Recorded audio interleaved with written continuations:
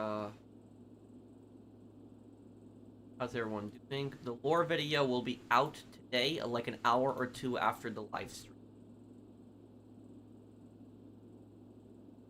Okay, hey guys, how's everyone?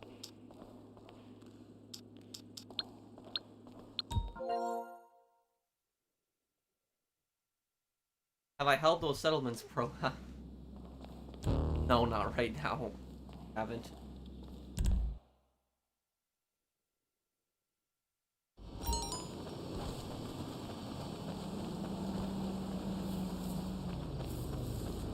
What's your question, Life with MJ?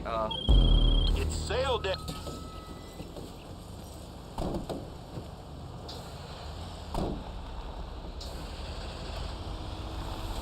No, I will add you, I will add you, Tropo. I apologize for that. I've just been so busy, but I will, I promise. Can you just tell me one more time what your PSN is? Thank you, Nikki, for the super chat.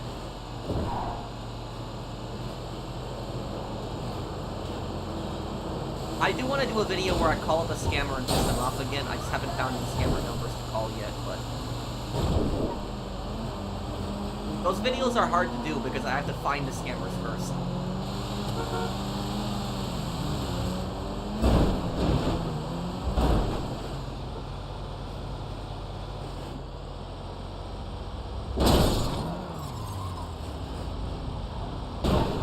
Okay. Let me just screenshot this house here. For Tro, I will add you after this stream later, dude. Here.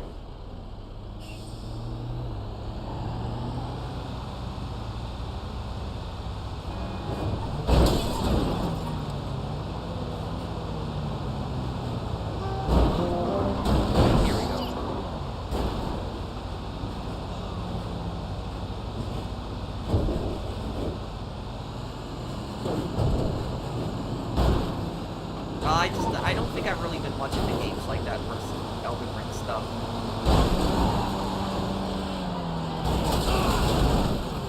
No, I have the disc Pro 193.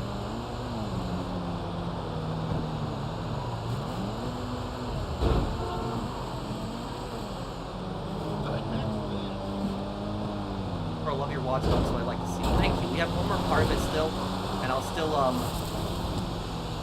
I will still include the extra missions, side mission.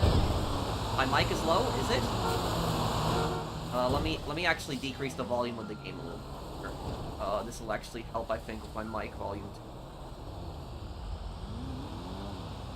Yes, I will play Watch Dogs 2. Going good, Ken. How are you, man?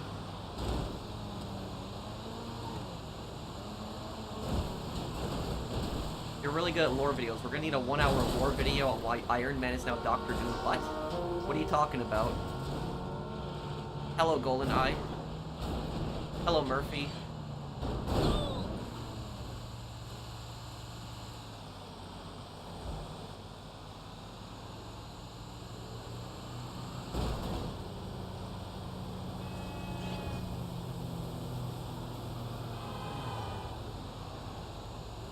I think I have the,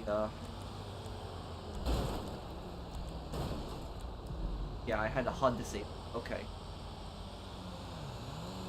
Robert Downey Jr. is now Doctor Doom? What? Well, everything seems to be going good, Matt. Hey, Alex.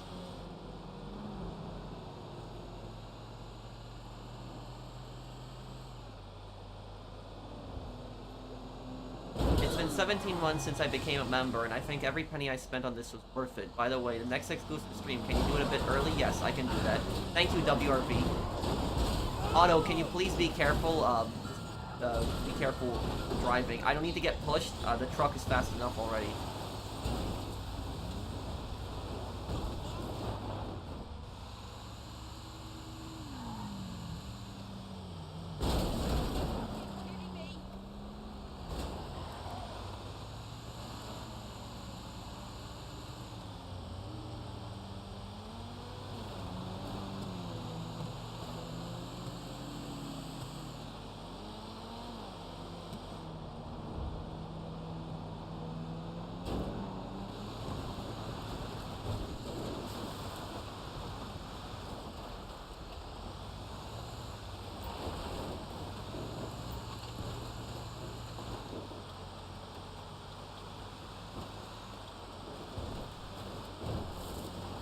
this one next because it's...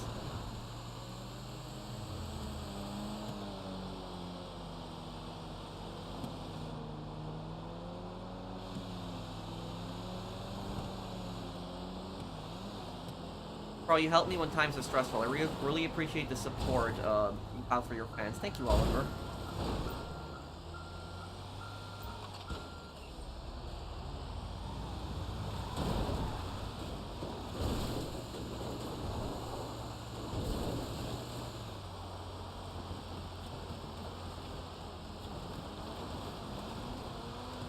Hello, April, Master Thief.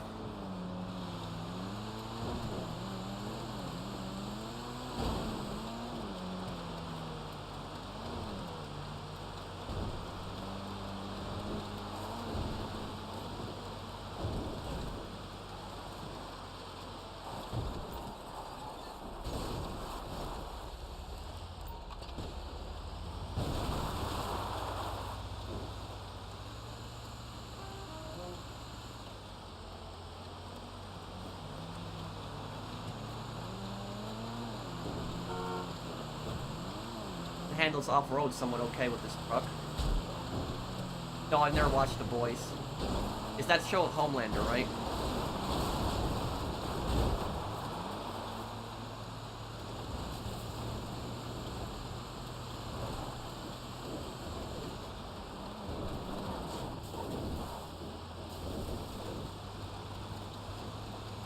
Any new video today? We got a lore video coming out later tonight after the stream.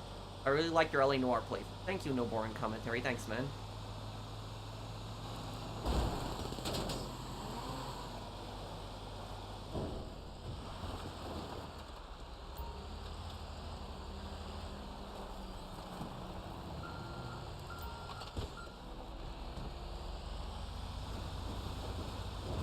What's next LA Noire video? Probably on Monday.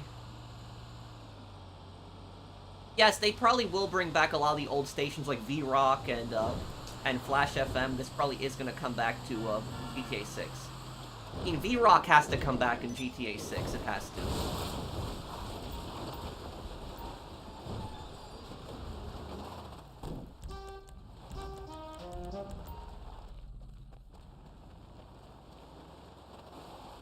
Would you be able to play Killzone? Yes, I've actually played the Killzone games when I was a kid, and I'd be definitely down for playing them again.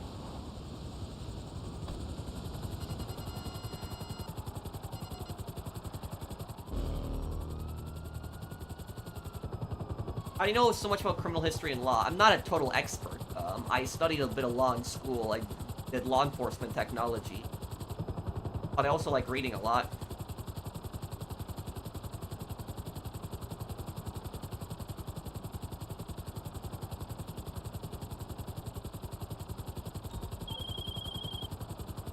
Okay, invoice paid, and we have a sale.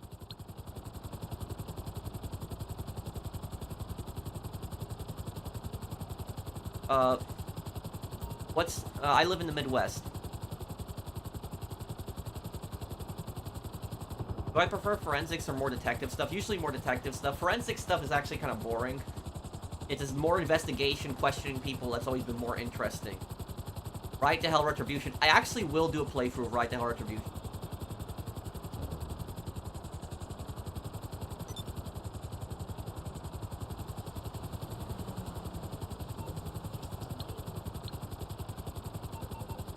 Okay, I'll just fly over to where is Venge's next bit? What do I think about proper AC-130 in GTA Online? I don't really think an AC-130 would be broken, overpowered, because it would be pretty easy to shoot it down. You take an explosive sniper and shoot it down, but it would be kind of weird. Thank you, Zach. And thank you, Anomalous Scientist. Thank you.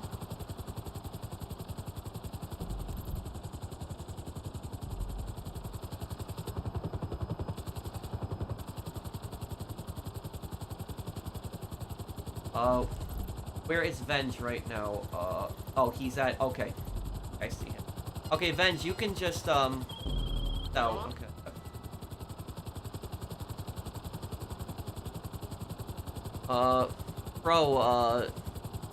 Bro, we do my sale next. Thank you, Golden, for the super chat. Yeah, I can help you next, but I'm helping Venge sell all of his businesses first. Thank you for the super chat.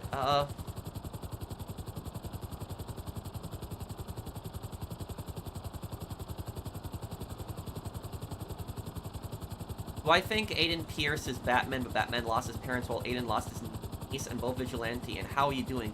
But look at my comment from last live on Friday. Well, can you post your comment from the last live stream on Friday?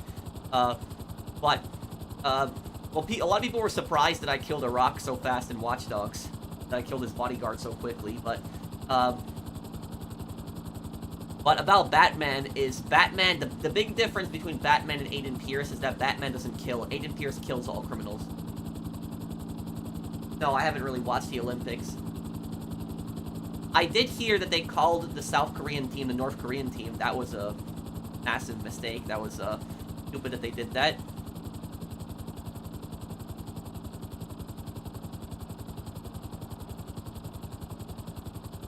Swagta joined the server. He's down to collaborate. Well, thank you, Here's Negan. Thank you for the super chat.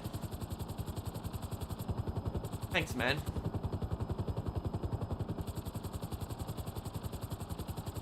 I heard, yeah, the Xbox 360 Marketplace will shut down tomorrow. Yep, I did hear about that.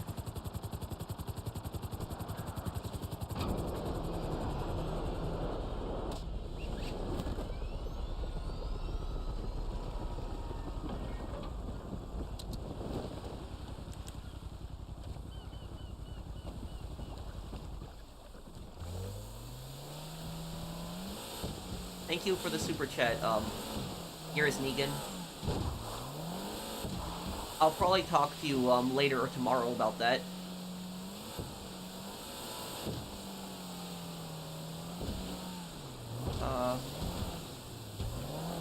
That Alkine's gun game, I heard that game was really bad.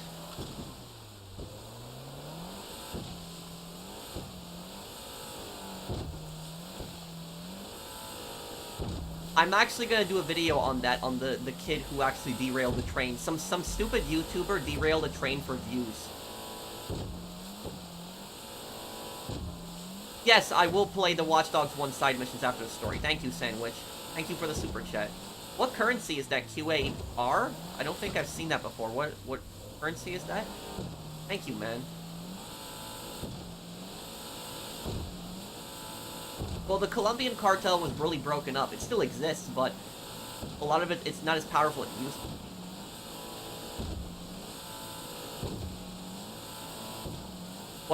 What Chris Tyson situation? I don't even know who that is.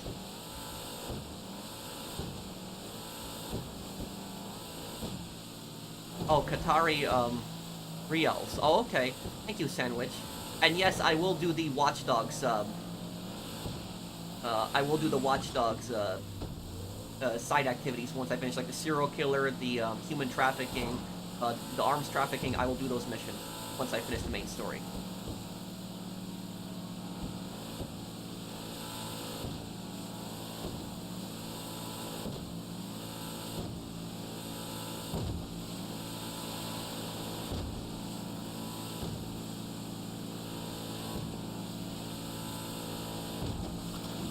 Pretty easy sale.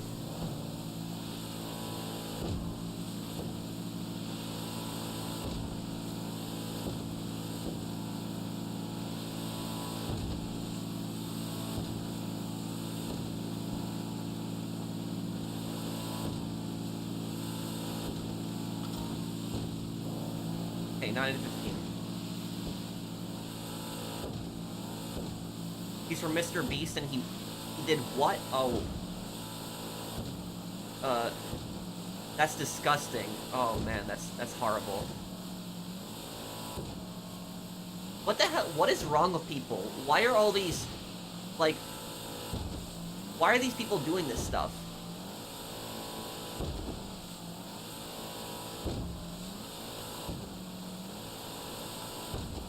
I'm into costumes, but I'm not into wigs. Yeah, I would not wear a wig.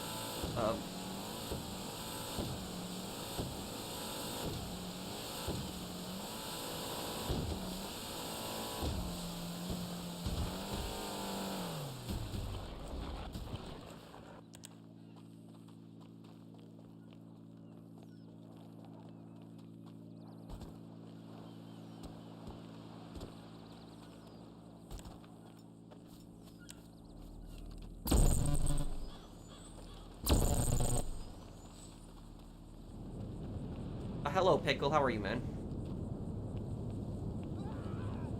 Today's the 110th anniversary of World War I. Is it? Oh, yeah, you're right. Today's July 28th, the day that World War I started. Yes. You are right on that. Yes.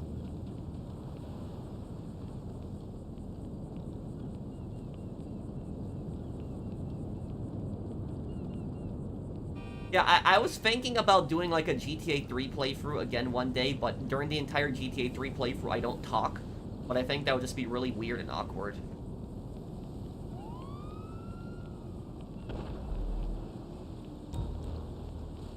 I really don't watch Fast and Furious. I hate CGI and lowlife. Well, thank you, Agent Reaper. Well, the old Fast and Furious movies were actually good.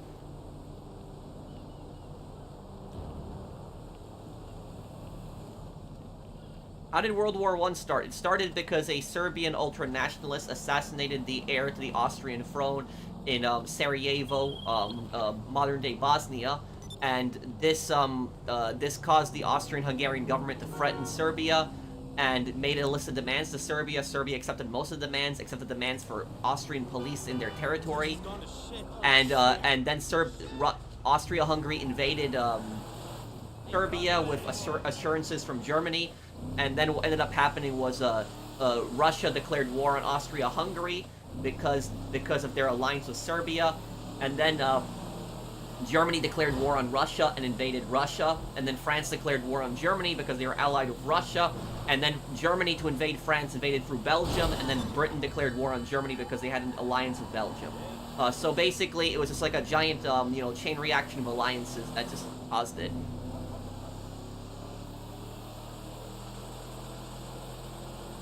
Honestly, looking back at World War I, it is the stupidest war in human history. The dumbest war that has ever happened in human history. It started over such stupid things. It was World War I was a preventable war. It was completely preventable. But it just started over such stupid, dumb things, and it blew up into one of the worst wars in human history. I meant the newer. I don't like CGI. Well, I don't blame you. The older Fast and Furious movies were great, Agent Reaper.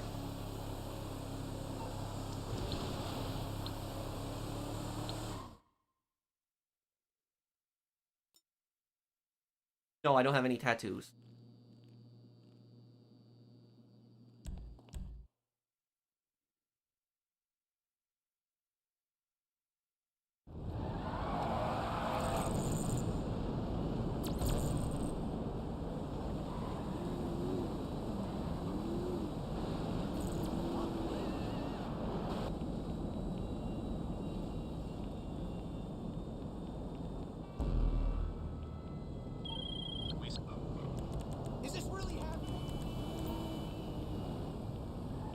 Do you think the strike will affect GTA 6? No. No. Rockstar was prepared for stuff like this. And also, here's the thing is that the YouTubers that are telling you that this is going to affect GTA 6, they're just clickbaiting, and they're just milking it for view. No, I don't believe this stuff. And also, I will say this, is that Rockstar is a very toxic company to work in. It's a very toxic work environment. You would think that it would be a dream to work at Rockstar, but it's a very toxic work environment. And the thing is, even the main characters, the people who have played the main characters, a lot of them actually hate Rockstar. It was Michael Hollick who played Nico Bellic. He hated Rockstar. I'm trying to remember. Young Melee who plays CJ. He hates Rockstar. Who else was it? I'm losing my track of thought. What was Tommy Vercetti's voice actor? What was the voice actor for Tommy Vercetti? He played in Goodfellas. How am I forgetting it right now? I'm just losing my track of thought right now. Ray Liotta. Ray Liotta hated Rockstar too. He hated Rockstar too. And not only was the main protagonist hated Rockstar too, a lot of the side characters also hated Rockstar. What's his name? Burt Reynolds. Burt Reynolds, who played Avery Carrington in Vice City, he hated Rockstar too. And the thing is, though, is Burt Reynolds had such a dispute with Rockstar that Rockstar killed Avery Carrington off in Liberty City Stories. So there was a dispute between Burt Reynolds and Rockstar over Vice City, and Rockstar got so pissed at him that they killed off his character in Liberty City Stories. So, like, a lot of people believe that they killed off his character because they were just so, pissed at him over that. Oh, Ryder's voice actor also, yep, so, yeah.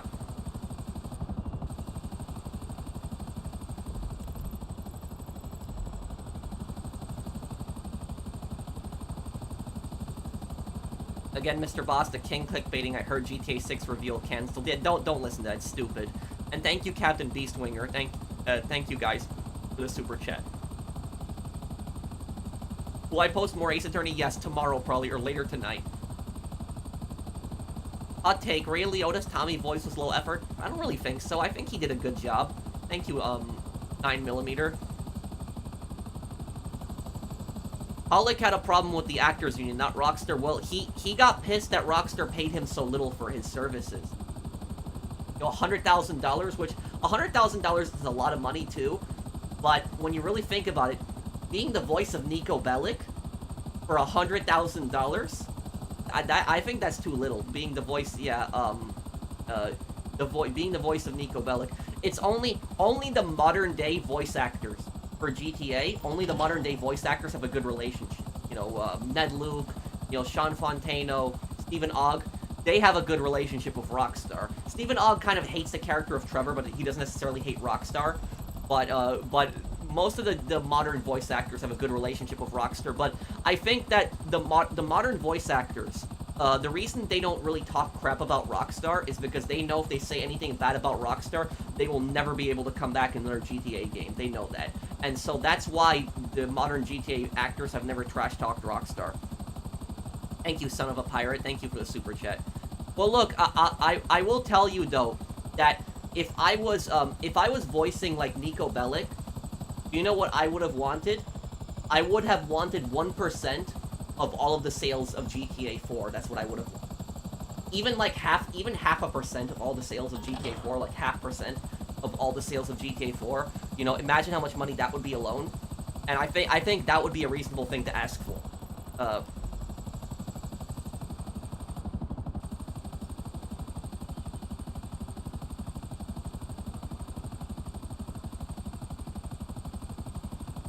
What about James McCaffrey? Well, he voiced Max Payne, right? Thank you, Miss Chad. I'm not missing Chad, Agent Reaper. What's your question? Well, the guy who played Ralph in The Sopranos, he voiced Luigi, and in GTA 3. But the reason Luigi never appeared in GTA Liberty City Stories was because the actor refused to come back as him. It wasn't over a pay dispute. His dispute was a little bit weird. The reason he didn't want to play Luigi again is because he said that he made he didn't want to look bad in front of his kids, that he was playing like this violent character in a video game, like this, you know, scummy, like, you know, mafia pimp. But that makes no sense to me, because the guy who played as Ralph plays Ralph in The Sopranos. Ralph is a much worse person than Luigi. Like, Ralph makes Luigi look like a nice guy. So, like, Ralph is a horrible person in The Sopranos, a really, really bad person. Thank you, son of a pirate. Thank you for the super chat. And thank you, yeah, boy. The Reddit online community is in a fix. Your friend Rockstar. Well, and thank you, Eddie, also. Thank you, guys. Thank you, guys, for the super chats. Joe, Pantilano. Yep, that's him.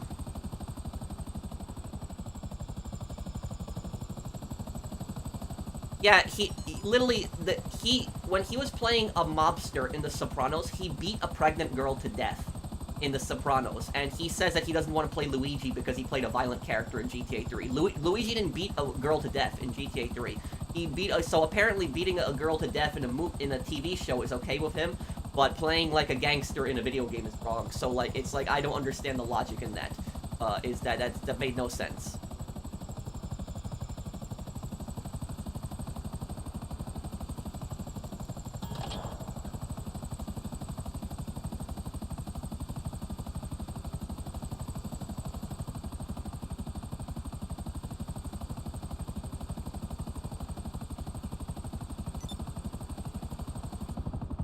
Oh, thank you, 5 Caps Film. Thank you for the super chat. Thanks, man. Maduro is not going to lose the election in Venezuela. It's not going to happen. is the election is probably going to be rigged in Venezuela. So he's like, Venezuela is a very unstable country. There's a lot of corruption in it, and so you can't expect free and fair elections in a country like Venezuela. So I think Maduro is going to win. The elections are just there for show mainly.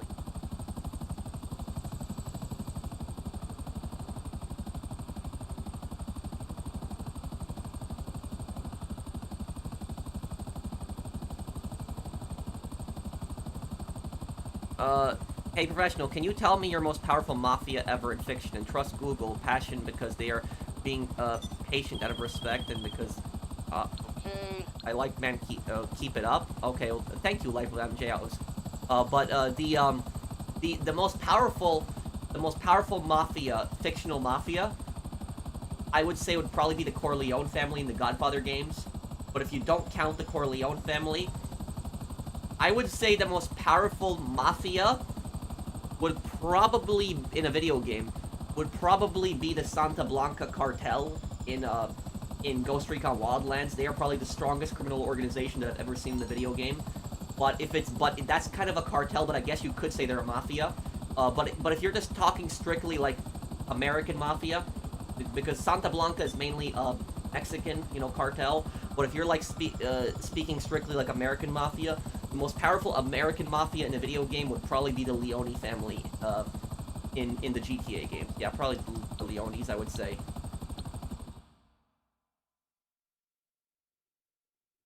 I'm just noticed in GTA San Andreas, Ammunition Guy said, take it, hold it, love it. That's the same guy, Tony Cipriani, voice actor in GTA Liberty City. Really? I didn't even know that. Oh, wow. Thank you, Agent Reaper. I didn't know the gun shop guy was the same guy who voiced Tony Cipriani.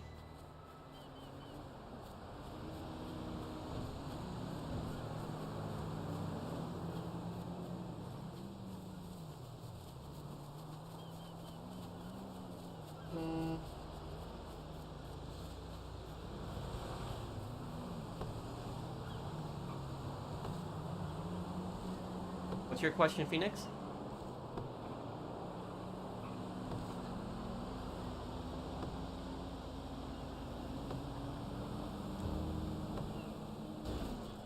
Whoa, what the? Okay.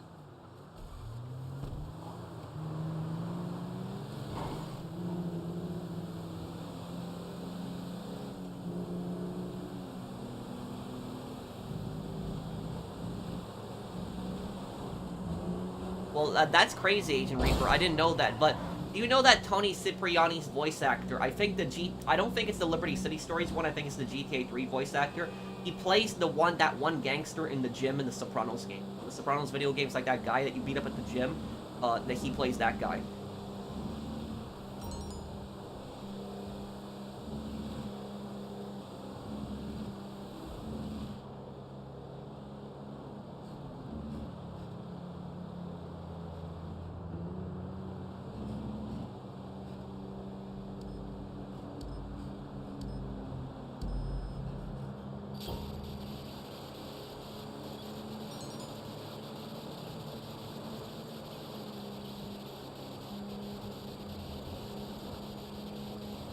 This is a pretty easy sale here.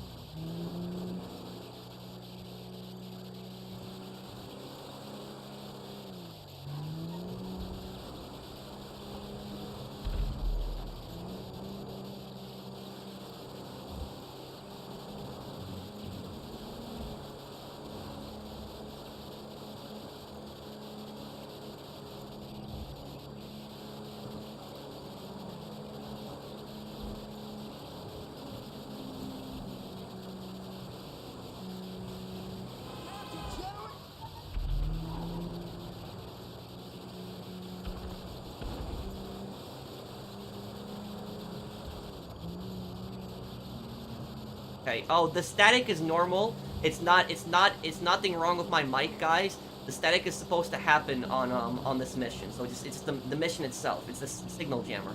That's the static. Hold on, guys. I'm gonna read chat in just 1 second. Let me just deliver this. I just gotta deliver this, and I promise I'll read chat.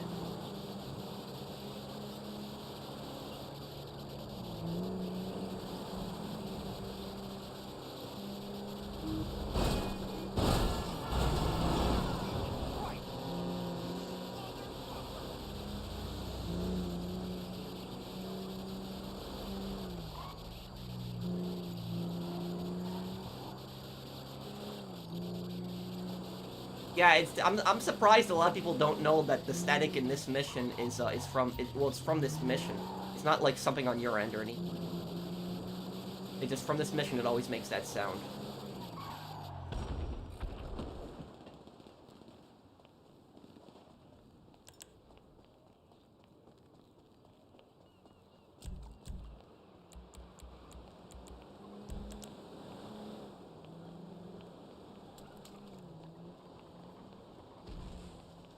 Oh yeah, Johnny Klibitz was definitely killed off too.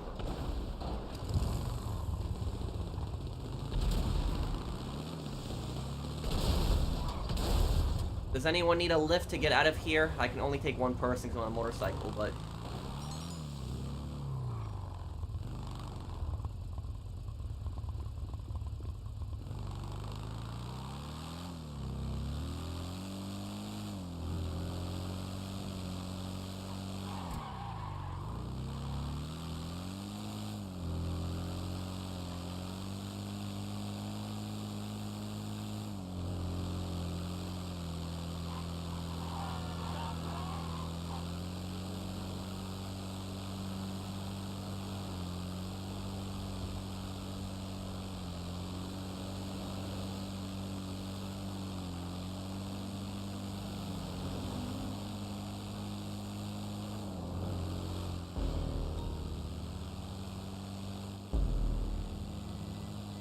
I don't think you can't really wheelie in a bike like this. I mean, you can, but it's a little hard to do.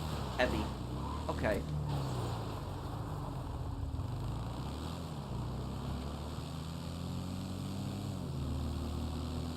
Okay, let me look at chat here. I don't know if there's another Sopranos spin-off being made. I don't know. It's the first time I'm hearing about this. No. What do you think of the Chimera aliens in the Resistance games? Kind of creepy. They were definitely a unique enemy that you fought.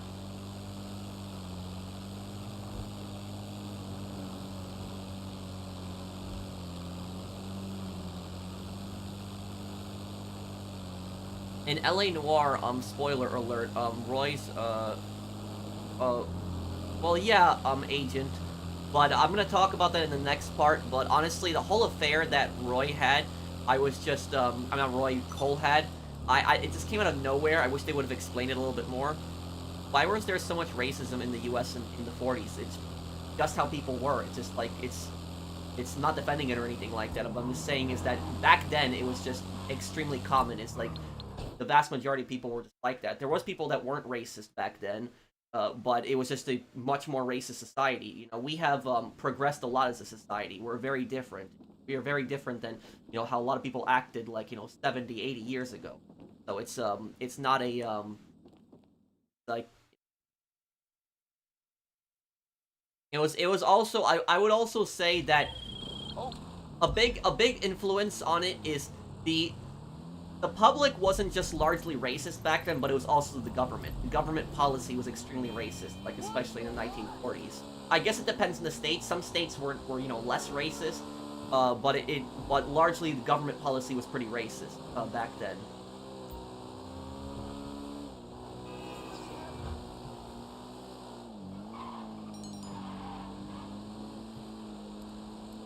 You had a situation that happened, I know, in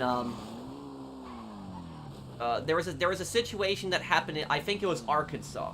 Yeah, I think it was either Arkansas or Alabama. I think it was Arkansas. But basically in the 1950s, what happened was the Supreme Court had said that that schools cannot be segregated, and a lot of the southern states at that time, they were arguing that it was legal But the thing about that is that the black schools were oftentimes really underfunded. They were just the government did not take care of them as much as the white schools. Like the white schools were just much better funded, where the government just pretty much ignored the black school. And so when the schools were desegregated in the South, I think it was Arkansas. I think it was Arkansas that like heavily. It was either Arkansas or Alabama. They really did not want that to happen, and so what happened is the police basically were preventing, like, so the governor, what he did was the governor deployed police to prevent like black kids from being able to go to white schools. And so like black kids were getting attacked as they were going to school. It was horrible. Like there was mobs of like people like going around beating people up in the streets. It was bad.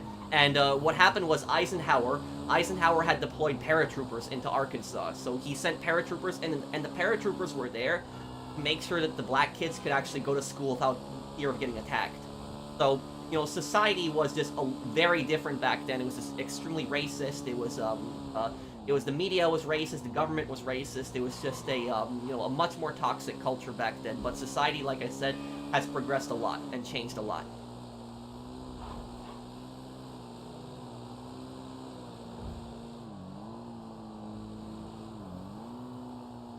If you could place the next GTA game in a new city, what would it be? For me, I would choose the Texas Triangle region: Dallas, Austin, and Houston. I would probably like to see like Chicago in a GTA game. I probably would want to see their version of Chicago and what Chicago looks like, because I don't think there has been any mention of Chicago in the GTA world, has there? Or even what Chicago is called in the GTA world. But thank you, Seth, for this.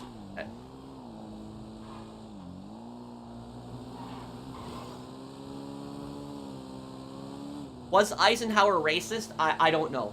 I don't know if Eisenhower was racist or not. I'm sure he probably was to a degree. Most people were back then. But Eisenhower was nowhere near as racist as, like, for example, like the governor of Arkansas at that time.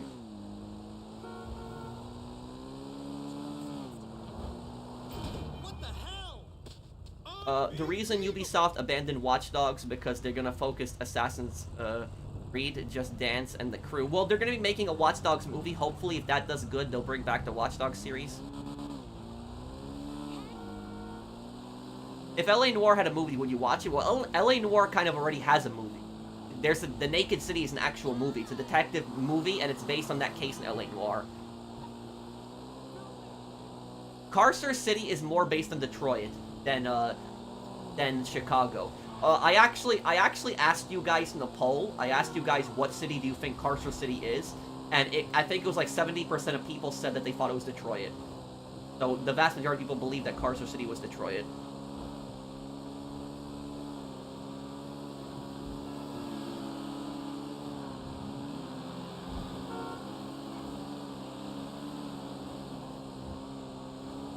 I know that in the GTA, in the GTA world, they said that Carcer City is like 2 hours away from Liberty City, which Detroit is not 2 hours away from. Detroit is not 2 hours from New York. It's much farther than that. It's probably more than 10 hours driving. But that's why some people think that it's Pittsburgh. Some people think that Carcer City is Pittsburgh. They think that. Okay, Golden, did you need help selling something now?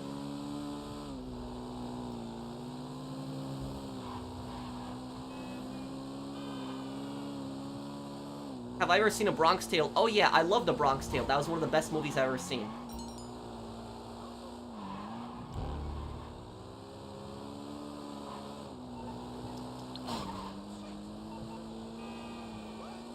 Best GTA money-making method? Buy supplies for all of your businesses. Buy supplies for Acid and Bunker also. And have the nightclub producing. And then just do heists in time. And then just sell it all in a public lobby. You'll make a ton of money. Didn't Golden need help selling something? Golden, are you still here? You need help selling something, right? If I don't get an invite, then I'll just join the next person here. Now you can't leave. I remember that line too. Yep, that's when the bikers come into the bar and start messing everything up. Okay, dude.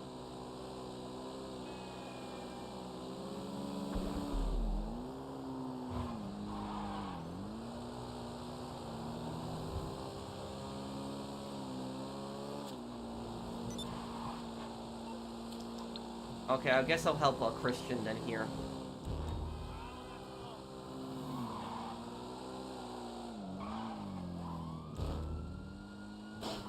Carcer City is not a mile from Liberty City. I think it's like 2 hours from Liberty. But maybe it's Philadelphia. But the thing about that is Carcer City is a very industrialized city as well.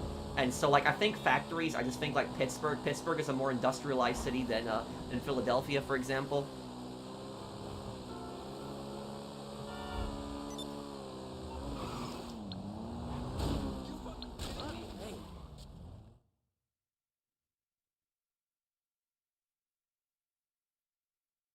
Oh yeah, I'm gonna be playing the Yakuza games later this year. Well, a good friend of mine, Ronan, has asked me about that. I will be playing. It's gotta be Cleveland. Well, Cleveland is possible too. Yeah, Cleveland, it could be.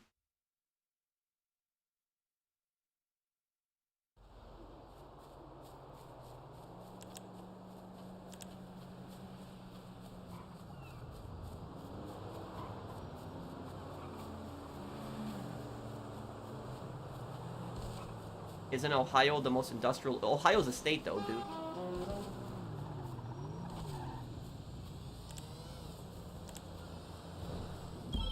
All right.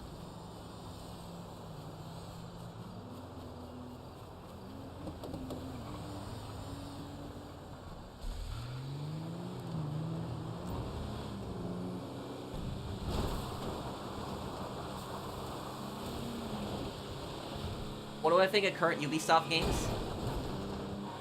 Thank you, FTV. I can't remember the last time I actually played a modern Ubisoft game. Like, I'm playing Watch Dogs right now, which is a Ubisoft game too. But I can't remember the last Ubisoft game that I bought. Like, maybe it was the, Assassin's Creed Valhalla. Maybe that was the last Ubisoft game I bought, but I never even played it. I bought it, but I never even had time to play it. So, I don't even remember really what the last modern Ubisoft game that I bought and played, like a newer one, is. Excited for a lore video. This will be good. Thank you, Luca. I think you'll enjoy it. What is the best business for money making? The MC businesses combined with the acid lab, bunker, and nightclub, all producing at once. I should do a fridge review. You know the thing is I'm thinking about calling up those scammers that run those free refrigerator ads. I'm thinking about annoying them, like, in my next video. Like, because I know a lot of people have, I do videos where I piss off scammers. I haven't done, like, one in some time, and I'm thinking about, like, doing that one specifically, is annoying the free refrigerator scammer. And people are probably thinking, free refrigerator scam, what the hell is that? The free refrigerator scam is, something that you see on YouTube, even. It's in, like, YouTube comments and, like, YouTube ads. Like, you're ever scrolling on your phone? You ever scroll on your phone on YouTube, and you get, like, those random ads that pop up, where they basically just, like, tell you free refrigerator, like, you know, free, like, you know, small refrigerator, free Coca-Cola refrigerator, like, you know, stuff like that, free mini fridge. Like, it'll come up like that. It's like, answer a quick survey. Those will come up. Those are scams.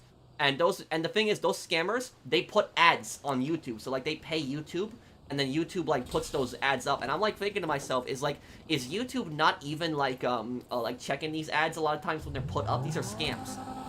But literally, go on Google and look it up, free mini fridge scam, and you'll see it. And it's like, I don't know if I'll be able to call somebody up, like, actually talk to a person, but it is a scam. Basically, what the scam is they are gonna have you complete numerous offers, and they are gonna have you, like, sign up for so many, like, services, and you're gonna have to buy this product, and you're gonna have to buy this product, and this product, and then when you buy a bunch of products, then they will send you the fridge. So eventually they'll send you the fridge, but you have to buy a bunch of products first. And it is a scam because the ad says free mini fridge. But to get the mini fridge, you have to buy a bunch of other products first. And so that is very much a, I would very much put that as a scam.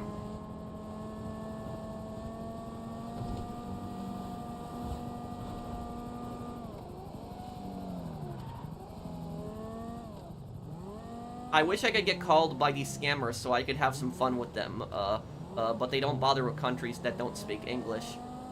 I know the scammers I know primarily target America and Canada. Sometimes they call the UK, but it's primarily America and Canada that the scammers oftentimes call. And the fridge is unreliable? Probably is.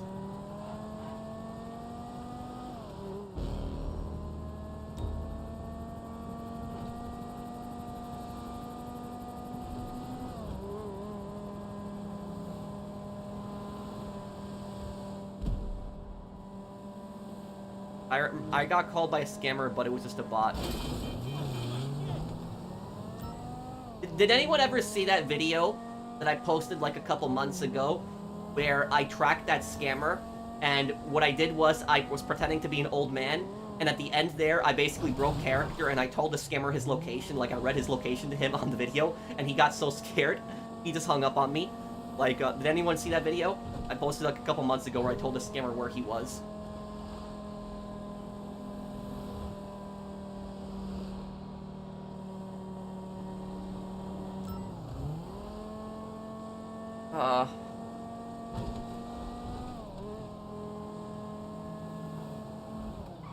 Days Gone is getting a movie? How would you feel about Liberty City Stories or Vice City Stories Definitive Edition? I want a Vice City Stories and Liberty City Stories Definitive Edition. I would like it, but I want it to be good. I want it to be good. And what I will say about it is, I want to be able to play it on PlayStation. Like, I want to be able to play Liberty City Stories and Vice City Stories on my PlayStation 5. I want to be able to play that. And that... Thank you, David Martinez.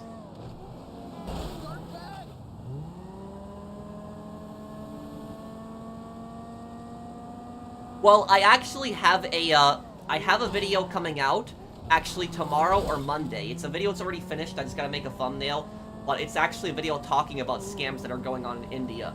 And so I got a video talking about that specifically. But basically, about the scams in India, I will say this, is that people have this false misconception also about India when it comes to scams, is the vast majority of scams in India, you know where they're coming from? They're only coming from a specific region in India. So they're not coming from all around India. Most of the scams in India are coming from a specific region in India, and that region is actually West Bengal and the city of Kolkata. So if you ever watch like those videos where they track down scammers, you ever notice that most of the scammers that they track down are in Kolkata? See that when they track them down the city location? The reason that there's so many scammers in Kolkata is because the West Bengal government, that's the state where Kolkata is, has a massive corruption problem. There's a massive corruption problem in there. The Director General of the police in Kolkata is corrupt. He actually helped cover up a stock market scam. So that region, literally it's not India's fault for the scams that are happening. I would blame, personally, if I was to blame anybody for the scams, I would blame the government of West Bengal. Because the government of West Bengal is incompetent and they're corrupt, and because of that, there's so many scammers in that city in Kolkata, and that's, why these scam call centers are being set up there. But basically is, I will say this, is that India can end all scammers really easily, with just one federal law. And all they basically need to do is India needs to pass a federal law. And this federal law basically says, because most of these scammers, when they're in those call centers in India, those call centers that they're in, they don't own the building. They rent the building out. They rent out like a floor. So they go to some office building and they tell them, we'll rent out a floor to you. And they're doing scams on that floor. They're doing, the telemarketer scam, call center scam. And I will say this, as somebody that's in the landlord business, because I own 2 rental properties, there is no way that those buildings, those office building managers, there is no way that they don't know that it's a scam. When you are bringing in tenants on your floor, you're renting out an entire floor to people, you want to know who those people are on that floor. You want to know what they're doing, what their company is, how they're making money. So the people that own those buildings, the landlords for those office buildings, when they rent out the floors to scammers, they definitely know that they're scammers. They just don't care because the scammers are paying them a lot of money to be able to rent out their floor. And the scammers are probably paying them more money than regular tenants. So the landlords don't care and they decide to rent out the floors to the scammers. So what India needs to do to fix this problem is India needs to pass a federal law. And this federal law basically says to the landlords that if you rent out the scammers, if you don't kick out the scammers out of their buildings, you're going to get arrested as well. And you're going to get fined. And if in extreme cases, we'll confiscate the property from you. We will confiscate the whole building, the landlord's entire building, if they do not evict these scammers. And I guarantee you, if they push that law and they enforce that law federally, the amount of scams would plummet. Like, they would just plummet. They would just fall apart really quickly. And I know this policy would work because the US government actually did a very similar policy. So, do you guys remember a couple years ago? A couple years ago, there was this massive problem in America And the number one telemarketer scam is actually not from India. A lot of people think the most amount of telemarketing scams actually come from India. They actually don't. Do you know where the majority of telemarketing scams actually come from? They come from America. The number one telemarketing scam is actually the extended car warranty scam. You ever have that? Those people call you up and it's like a bot that's calling you. It's like, we would like to talk to you about your extended car warranty. That is an American scam. Those are Americans that are doing that. And it's shady American companies that are involved in that. What the United States government basically did to end that. You ever notice that those scam calls are a lot less than what they used to be? Like, they've plummeted. The amount of extended car warranty scams is a lot less of them. The reason there's so much less of them is because what the United States federal government did is they passed a law that the voice recognition software, like the voice software, whatever those scammers are using when they use that extended car warranty thing, if they do business with scammers, they get massive fines. And so after the U.S. government pushed that law into effect, all those companies, those voice recognition companies, those voice software companies that were doing business with those car warranty scammers, they cut contact with them. And the amount of car warranty scams has dropped by like 98%. So it's fallen by 98%, primarily because the federal government enforced this law. So literally, that's all that India needs to do, is India just needs to pass a federal law where they basically tell the landlords of these office buildings that if you rent out a floor to scammers, we're gonna come after you too. We're gonna fine you, and if you don't pay the fines, if you don't evict these people, we are gonna confiscate your property from you. If they did that, all the landlords, I guarantee, would kick out all these scammers really quickly, and it'll be over like that. So that's basically what I'll say about that, is that's all India needs to do. They pass that law, and the amount of scammers will just plummet. That's all they need to do.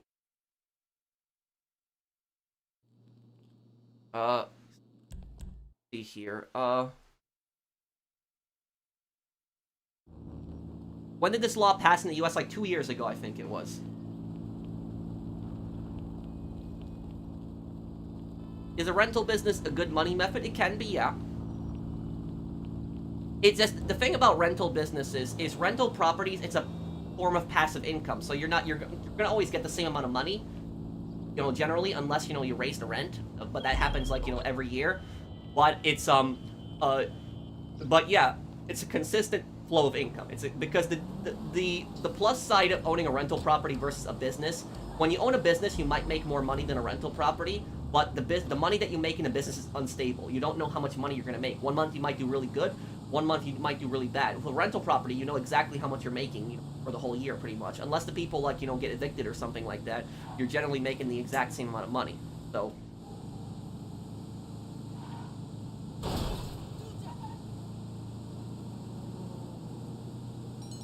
what's your question, Life with MJ? I still owe you a thrashing on the squash court.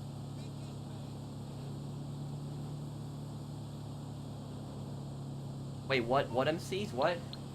You only have 2 MCs? Wait, I'm confused. What are you talking about, Brandon?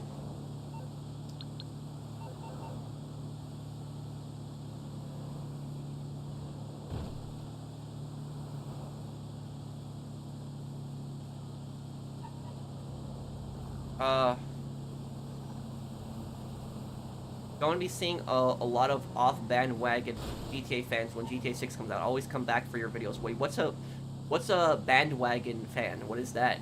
Thank you, David Martinez. Thank you for the super chat.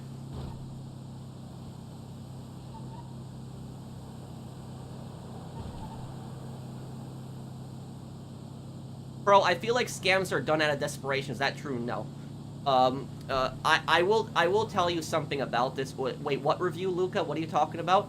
What I will say, oh, he means Rockstar fanboys. Okay.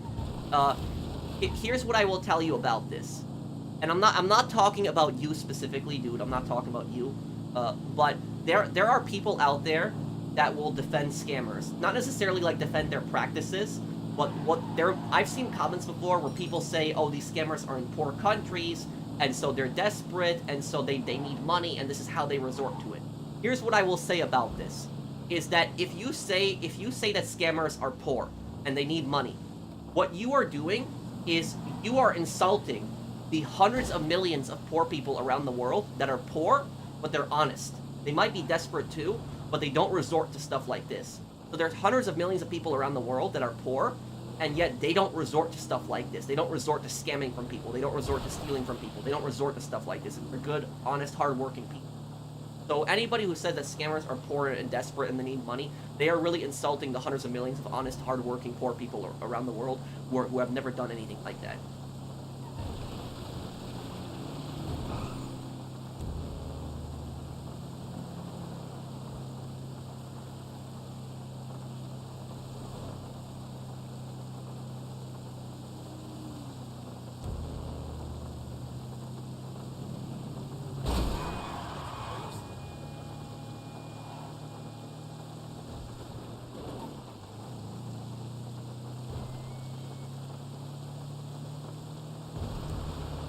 And here's what I will tell you guys about this is a lot of these scammers, a lot of these guys aren't stupid. A lot of these scammers, they're pretty smart people. I'm not defending them or anything like that. What I'm saying is a lot of these scammers are pretty smart people. They speak multiple languages. You know, they set up like fake websites. You know, they manage to create a lot of these scams. So I'm not saying that they're good people or anything like that. I'm just saying that they're smart, that they're able to, like, you know, put all of this together and do all this. Just because you're smart doesn't mean that you're a good person, by the way. You can be smart in an evil way. But the point that I'm getting at is that a lot of these guys aren't stupid. They're smart. And you would think that these guys could, like, put their smarts towards something good, towards something productive, not, like, towards crap like this. Not towards, like, garbage like this. Like, you know, stealing from, like, old ladies and doing gift card scams. Like, you would think that they would, like, you know, put their smarts towards, you know, something honest and actually good.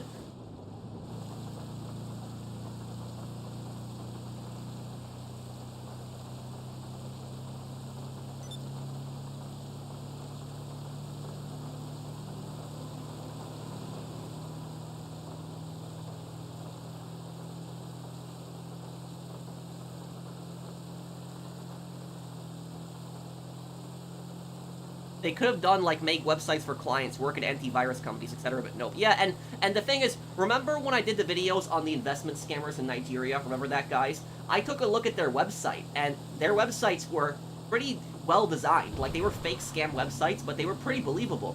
And so they put all of this hard work into, like, you know, making, like, a scam site, and you'd think, like, couldn't you sell your services to, like, a company? And, like, design, like, websites for, like, a company? You know, couldn't you do something like that instead of this, what you're doing? It's just... I remember I got into an argument with a scammer, and he admitted that he was a scammer. I did a YouTube video on this, like over a year ago. And what the scammer basically was doing is he was pretending to be me. So he was impersonating me. So you ever see those scams where people, like, pretend to be YouTubers? They, like, take the YouTuber's avatar and then they reply to people and they say, oh, you know, text me on Telegram, you want a giveaway. Like, you know, stuff like that. And so what I did was I texted that number. And he basically said, oh, you won the professionals giveaway, and he says, like, you won a PS5, you won, like, a professional t-shirt, you won, like, a laptop, you know, you won an iPhone, and in order to claim the prize, I had to pay, like, a $200 shipping fee. That's basically the scam, and they wanted me to wire it to them on PayPal. And basically what happened is, the guy, I told the guy that he asked me for my address, and I told him I live in 2023 Tranquility Lane in Chicago. And he said, okay, I got it. And he was so greedy that he didn't even, like, bother checking out the address, because if he knew Tranquility Lane is a fake place in Fallout. It's like in Fallout 3, it's a fake location. And so I basically gave him that location. I live in Tranquility Lane, and he believed it. And he was just so greedy, he was just so focused on getting the money from me, that he didn't even check if the location was actually real, the address that I actually gave him. And he was so desperate to get the money from me, and I stalled him for, like, a couple hours. For a couple hours, I kept wasting his time and kept talking nonsense to him. I sent him, like, fake PayPal receipts, and I told him I sent the money, and he kept telling me he didn't get it, and he kept telling me to do it on, you know, he kept telling me to send it to other, you know, accounts, and he gave me, like, 5 or 6 PayPal accounts, and I reported his PayPal accounts. And the one good thing I will say about PayPal is a pretty good company, because PayPal takes this stuff extremely seriously. Like, if you report scammers on PayPal, PayPal takes it very seriously. Like, they deal with it. They actually take it seriously. And PayPal actually shut down all of his accounts. So I literally tricked the scammer into giving me multiple PayPal accounts. I got all his accounts shut down. And then what I did was I basically confronted him, and I told him that I knew this was all a scam. He told me that he was desperate, that he needed money, he was poor, and that he wanted to go back to school, And then he started telling me, can you give me money so I can go back to school and I can stop scamming? And like, this is a guy who literally spent like hours trying to scam me out of money and like scamming my viewers. And then he was telling me, oh, I'm an honest guy, I don't want to scam anymore, give me money to go back to school. It's like, yeah, am I honestly gonna trust you and like give you money right now to go to school? It's like it's probably a scam. He's probably not even gonna go to school. He's just gonna pocket the money. So it's yeah. So it was just a bunch of BS. And I told him that if he was really sorry about the scam, I told him, delete this account. I said, delete this scam account. If you really are sorry and you don't want to scam anymore, delete the scam account and really go to the police station and report all the other people at your call center. That's what I told him to do.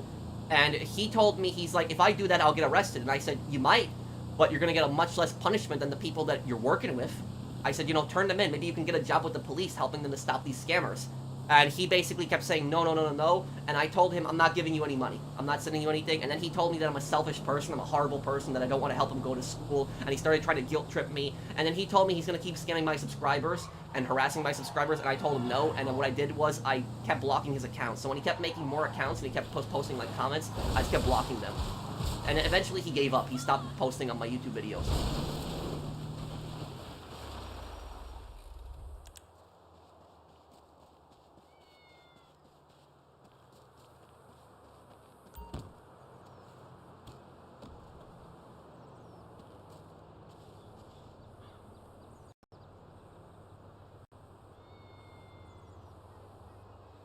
Okay.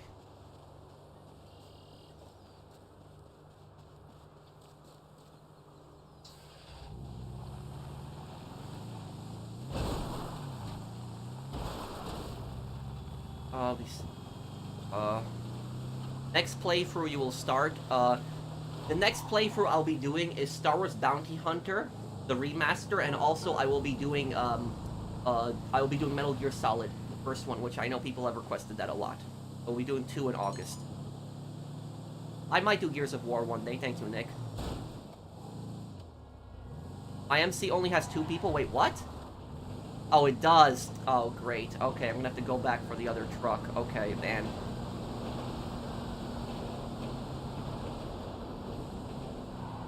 Well, look, I will say about that is that I don't speak on these current conflicts that are going around the you know, the Israel-Palestine thing and the Ukraine-Russia thing. The only thing I say about it is I'll say I'm on the side of peace, and I just want the war and the killing to end. I'm not on anyone's side. I just want the violence and the killing to end. That's just it. I just want peace. That's it. So I'm not you know, I don't talk about stuff like this. I don't like getting into stuff like this personally. I just want the violence and the killing to end. Oh.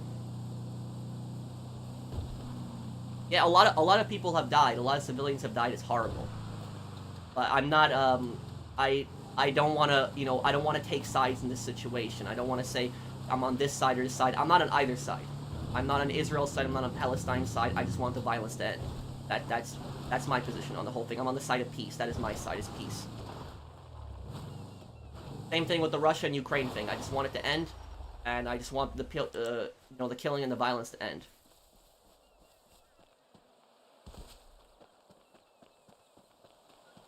Wait, parcel of property. Oh, here.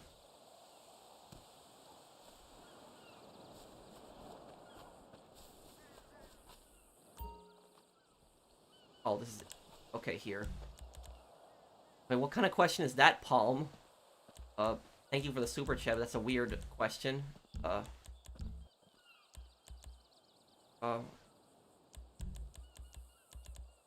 And your...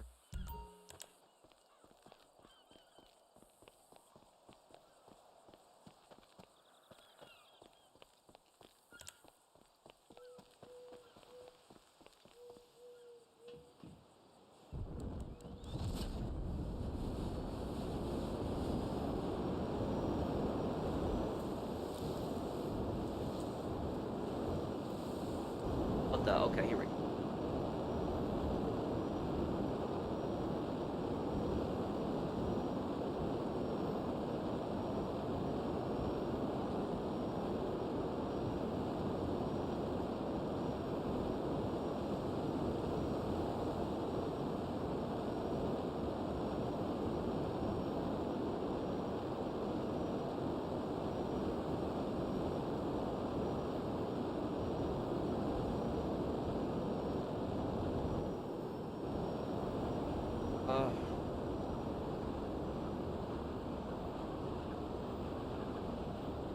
Hey Josh, how are you, man? I haven't seen you in some time. Yes, I will do World at War, but I will do World at War in September. September is when I'll do World at War.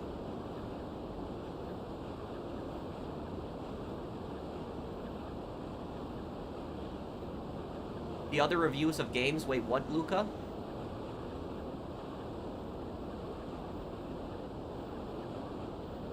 I think, like I said, is I'm not getting into the whole thing, because both sides have done horrible things.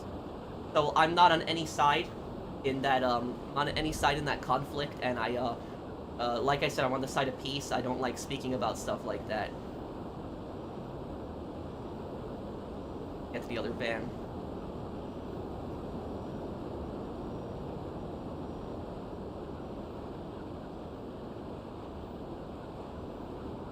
Do you think it'll make a Manhunt remaster? Oh, hell no. The political correctness that exists these days, they are not going to make a remaster of that.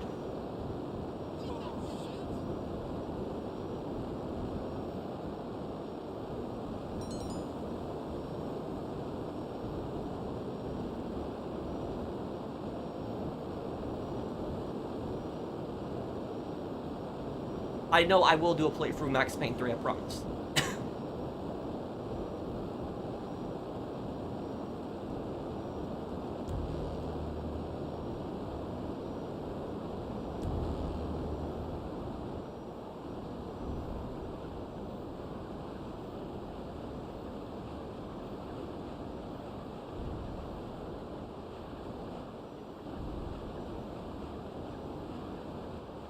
Well, I am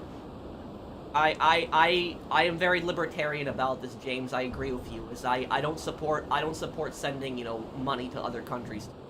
So you know, I'm very libertarian about this. I'm, you know, strictly non-interventionist, and you know, I'm very libertarian when it comes to, you know, spending, you know, taxpayers' money.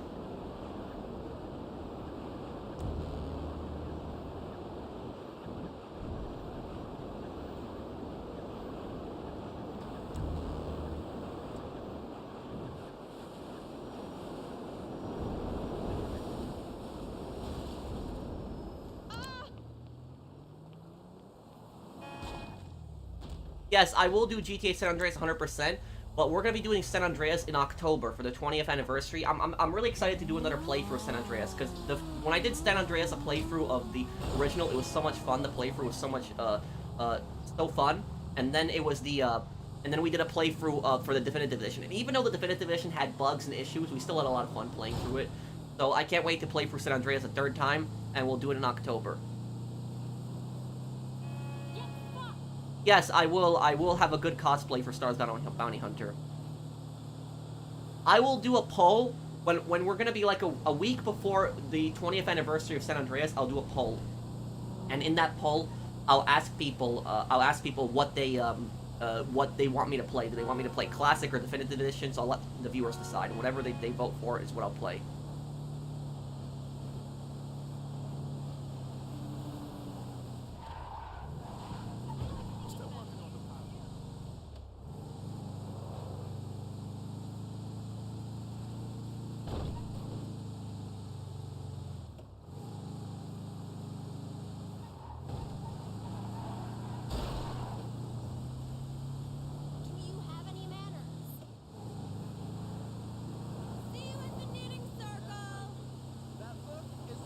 Do I think current games killed masculinity? I don't know. I don't necessarily know what you mean. I think that it's I think there's way too much political correctness in video games. I think that political correctness is a massive problem in video games.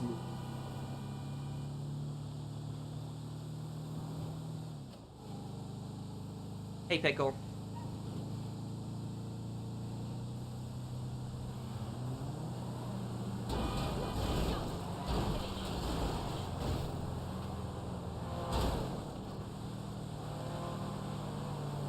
Thank you, Brandon.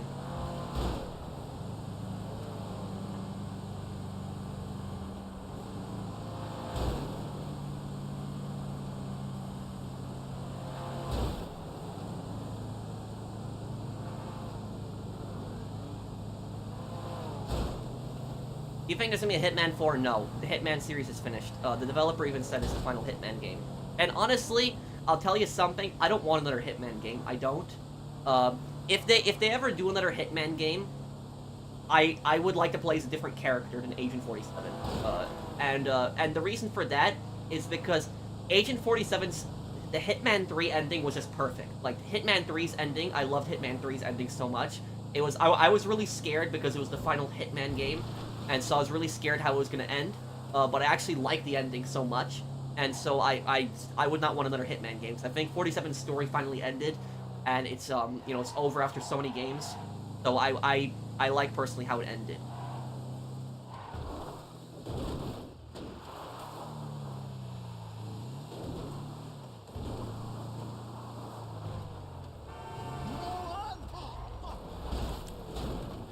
If they ever do another Hitman game like a Hitman game like another one, they could do like a spin-off, maybe not necessarily call it Hitman, maybe call it something else, but it could take place in the same universe, and you could play as what was that girl's name, the female like clone assassin in Hitman Absolution? What was her name? I forget her name. But you could basically play as her in like a spin-off one.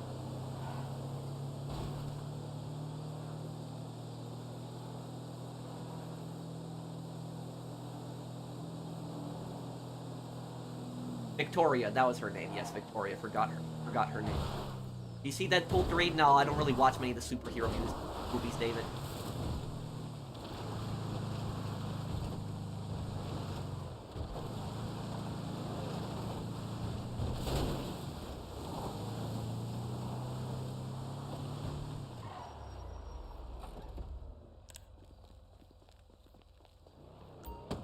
Okay, I'll make it on this.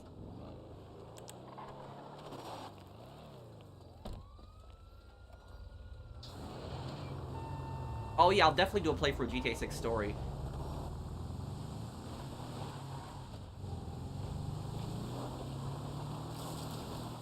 I don't know, Wasabi guy. I don't know. But like I said, I don't want another Hitman game because I don't want another Hitman game because it's like Agent 47's story ended so well, and I think it's just fine the way it ended personally.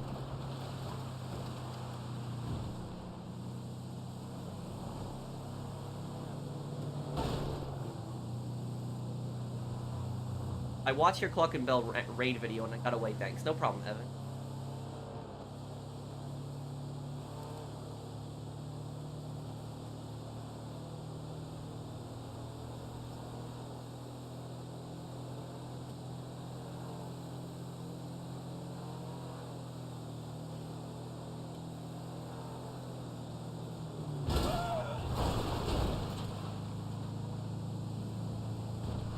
No, it wasn't Hitman Absolution, it was, Hitman 3 was the final one. I speak Polish, yes. Do you think GTA 6 will be politically correct? It could be to a degree. If you play the original, San Andreas, play PC with mods. If you play Definitive Edition, play the Netflix version. Also, I'd play, Total Conversion mods, or mods that enhance the original. What do you even play the Netflix version on? That's, yeah. Thank you, Nick, for the super chat.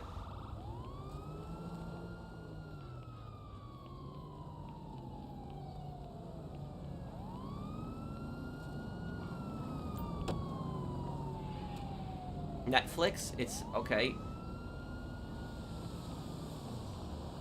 Maybe Luis Lopez may have a small appearance in GTA 6. I don't know. We'll see.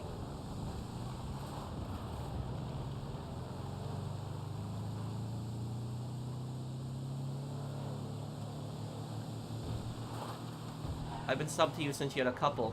Well, thank you, Just.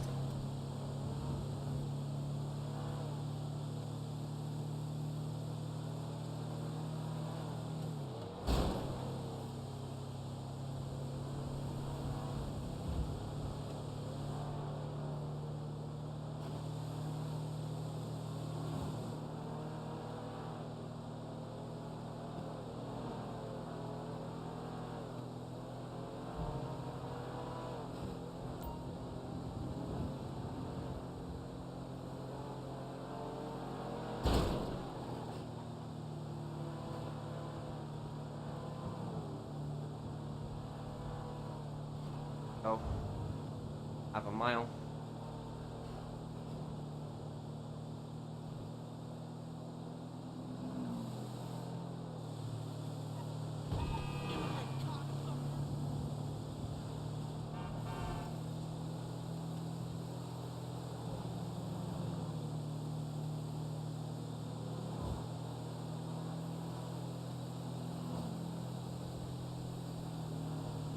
That was all the way back in 2017. That's been a long time, Just. Well, thank you for being subscribed to my channel for 7 years. I appreciate that, man.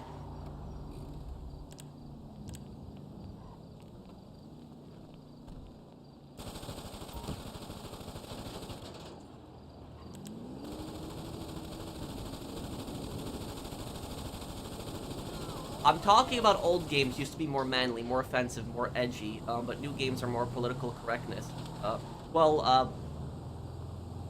Thank you, FTV, for the super chat, but what I will say to you is,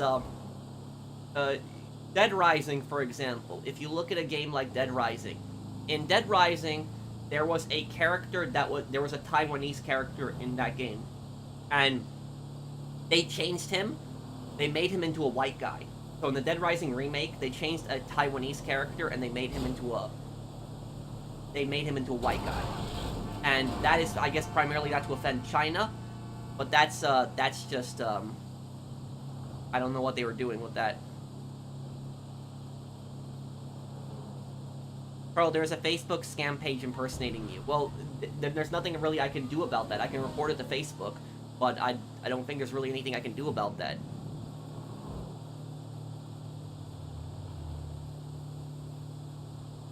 And what is the scam page even doing that's impersonating me? Can I get a shout out for a train video when released? Oh, thank you, Orion Sun. Thanks, man. I can do that. Are you also Blade of Stars? Is that also your other name, or?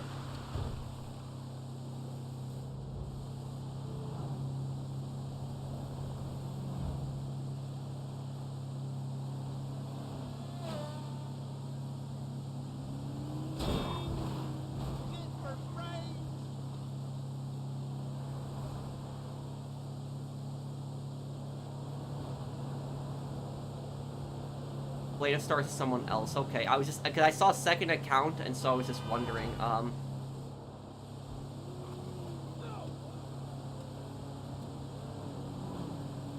what will the lore video be about? It will be about, I will say it will be about a mystery, and explaining basically the backstory behind it.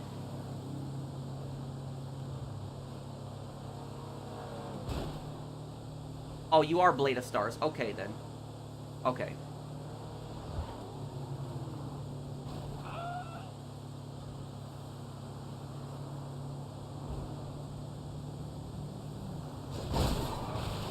Crap.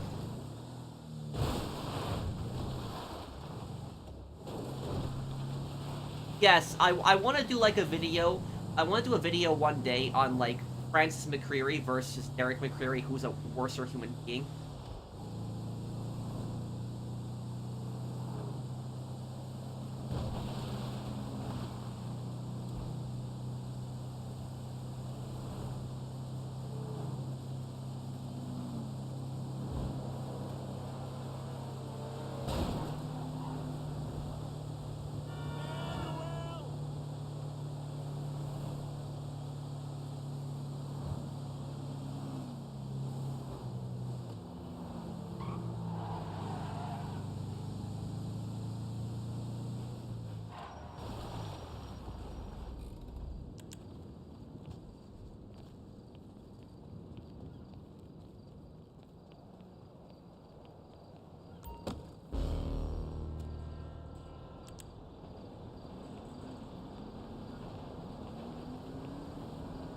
Thank you, Praise the Dawn, man.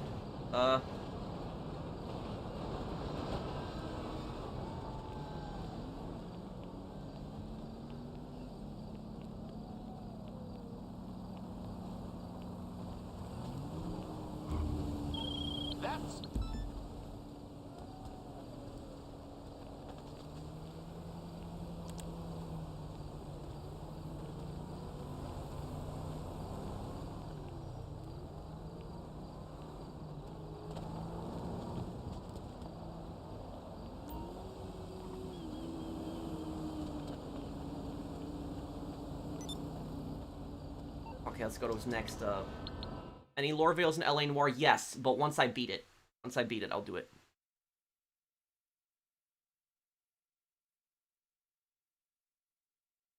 No, I didn't play Mafia Definitive Edition, well, I did play in 2020, but...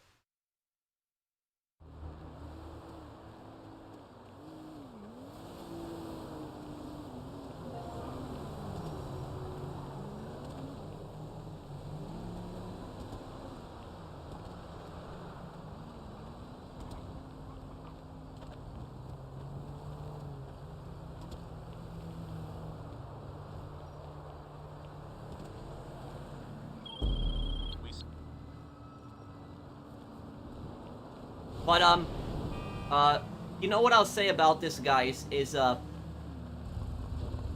political correctness, how it's gotten out of control, is there is a very good chance, if the Dead Rising 1 remake succeeds, if it does really good, if there's no glitches, no problems, if it does actually really good, then there's a huge possibility that Capcom will remake Dead Rising 2, and then they'll remake Dead Rising 3 afterwards.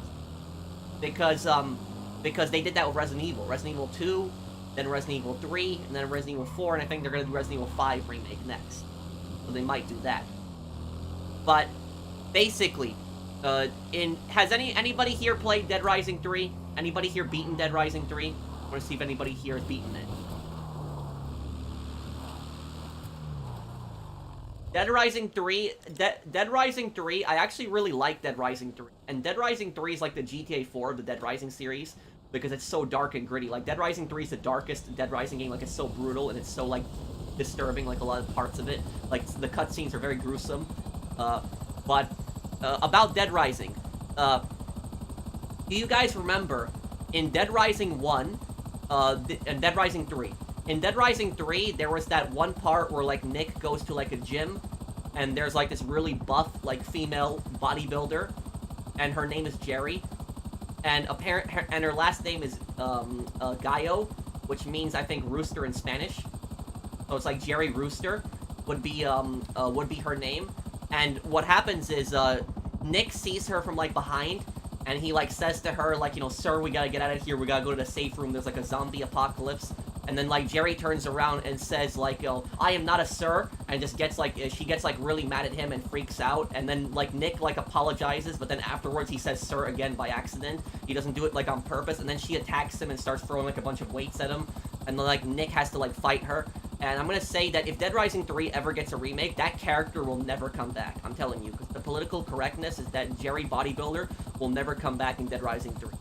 So I don't think so, because a lot of people would say that character was offensive today, but I don't think there was anything offensive about that character. I just think that character was crazy.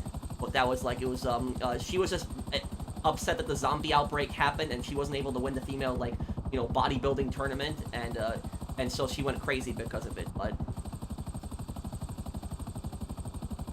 But yeah, just go on YouTube and look up Jerry Bodybuilder boss in Dead Rising 3, and you'll see exactly what I'm talking about. And I don't think that would ever be allowed in a video today. Because this was 2013 when this came out, too, so does anybody know the boss that I'm talking about in Dead Rising 3, the crazy gym lady? Anybody know who I'm talking about?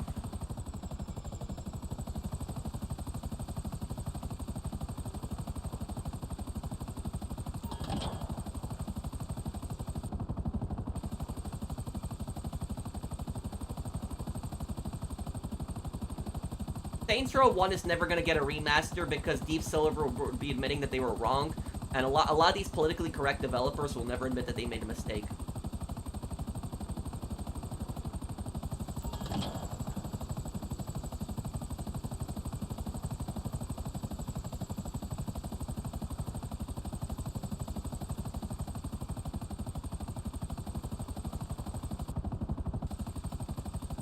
Did Brad kill the hostages in the prologue mission? He wasn't helping Michael or Trevor when the guard takes Michael hostage. It's a possibility, somebody.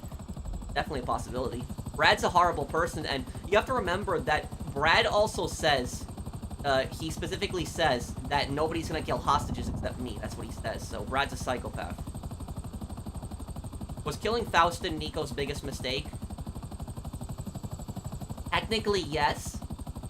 But Nico's biggest mistake would be working with Dimitri again in the deal ending, but that's if he chooses to do it.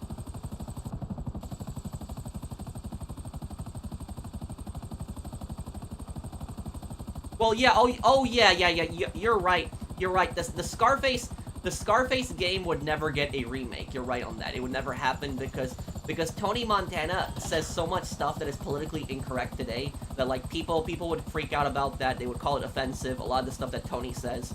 So it's, yeah, Tony Montana is not politically correct at all, and so I don't think that game would get a remake. So yeah, it's unfortunate. It's this politically correct environment that we live in today. Just people consider everything offensive. Like, everything is offensive at this.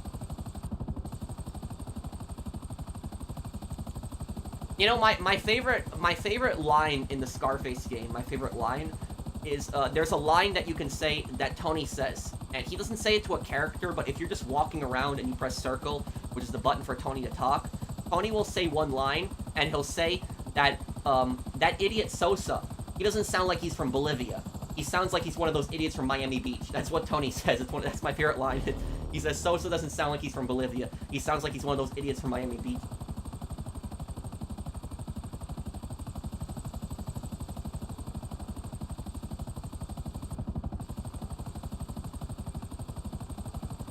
Is there a Dead Rising boss that you hate, annoys you the most? I think the most annoying boss in Dead Rising 1 is probably the convicts because they keep respawning. But the other one might be Carlito, the Carlito sniper boss. That boss is annoying because every single time Carlito snipes you, you literally fly back like 10 feet. So that boss battle is really annoying. The other boss battle that's really annoying is the gun shop guy. When you're going to the gun shop and the guy just keeps spamming his shotgun at you, that boss battle is annoying. That one's really annoying.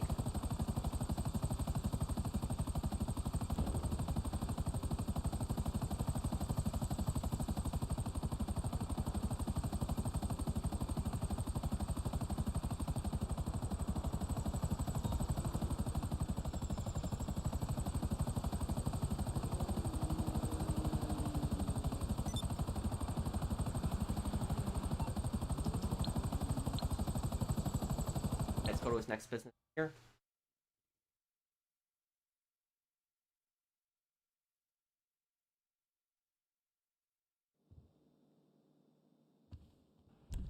The Hellgast, oh, I remember those guys, yeah, in Killzone.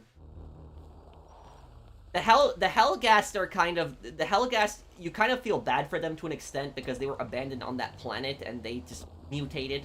But the Hellgast leadership is, so, like, their leaders don't care about them at all. We on?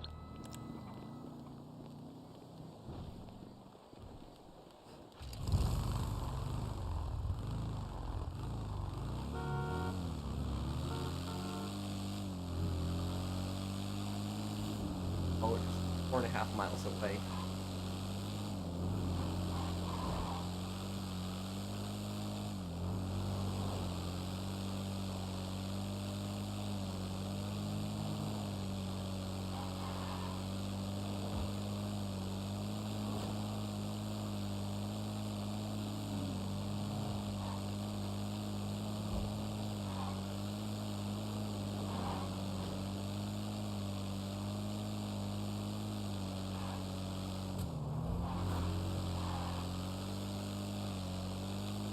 What's your question, zombie fanatic?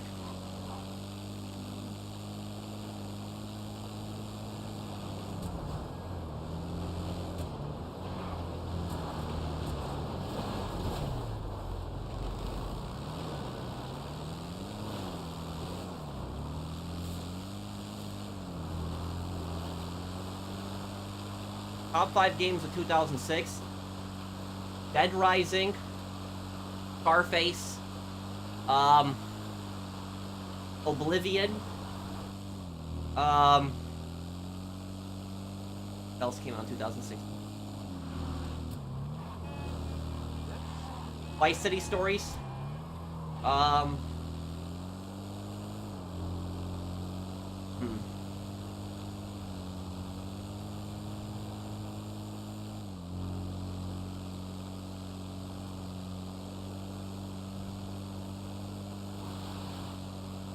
The next case in LA Noire is called Manifest Destiny. There's a movie called Gangster Squad that has Mickey Cohen. He mentioned Manifest Destiny and how it's his destiny to take over LA.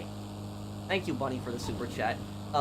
Manifest Destiny is basically this idea that America that would have control from the East Coast to the West Coast, that they would just control one country to the other side of the country. That was the whole idea behind Manifest Destiny and expansion.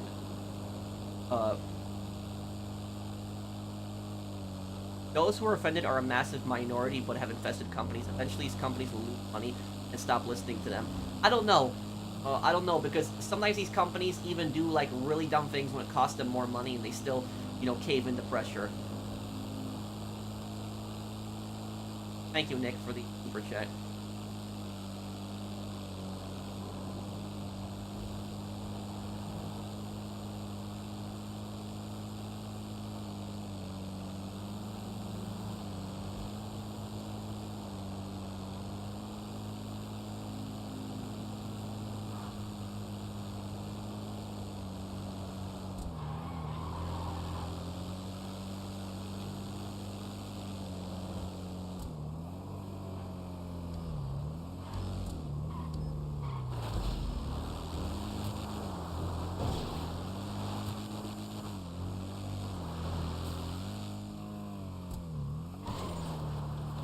Oh.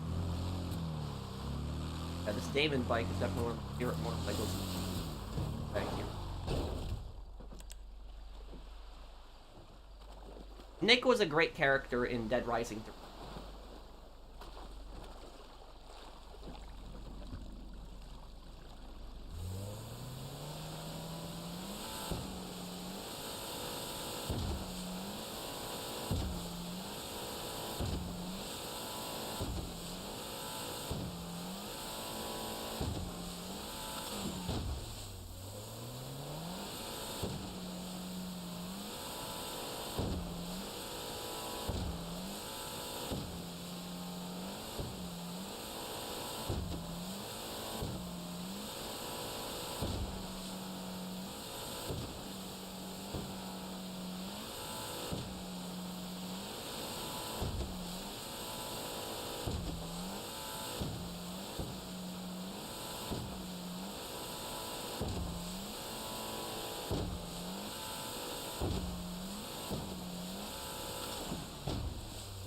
How did I ever come up with my character's outfit in GTA Online? I don't know, I guess kind of like the 1920s Mafia suit. I kind of liked it, and I wanted something different, so I put on kind of the hockey mask, and I kind of used that as my avatar. Yeah, I kind of always liked the 1920s suit, then. Thank you, somebody, for the super chat. Long time watcher, first time catching a live. Hope all is well, friend. Thank you, Ramon. Thanks, man.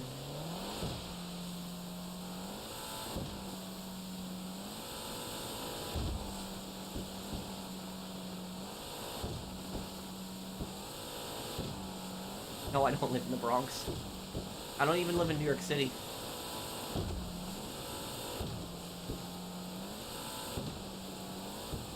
What is the most powerful Italian mob in the GTA universe? Oh, that's easy. John Gravelli. The Gambetti crime family.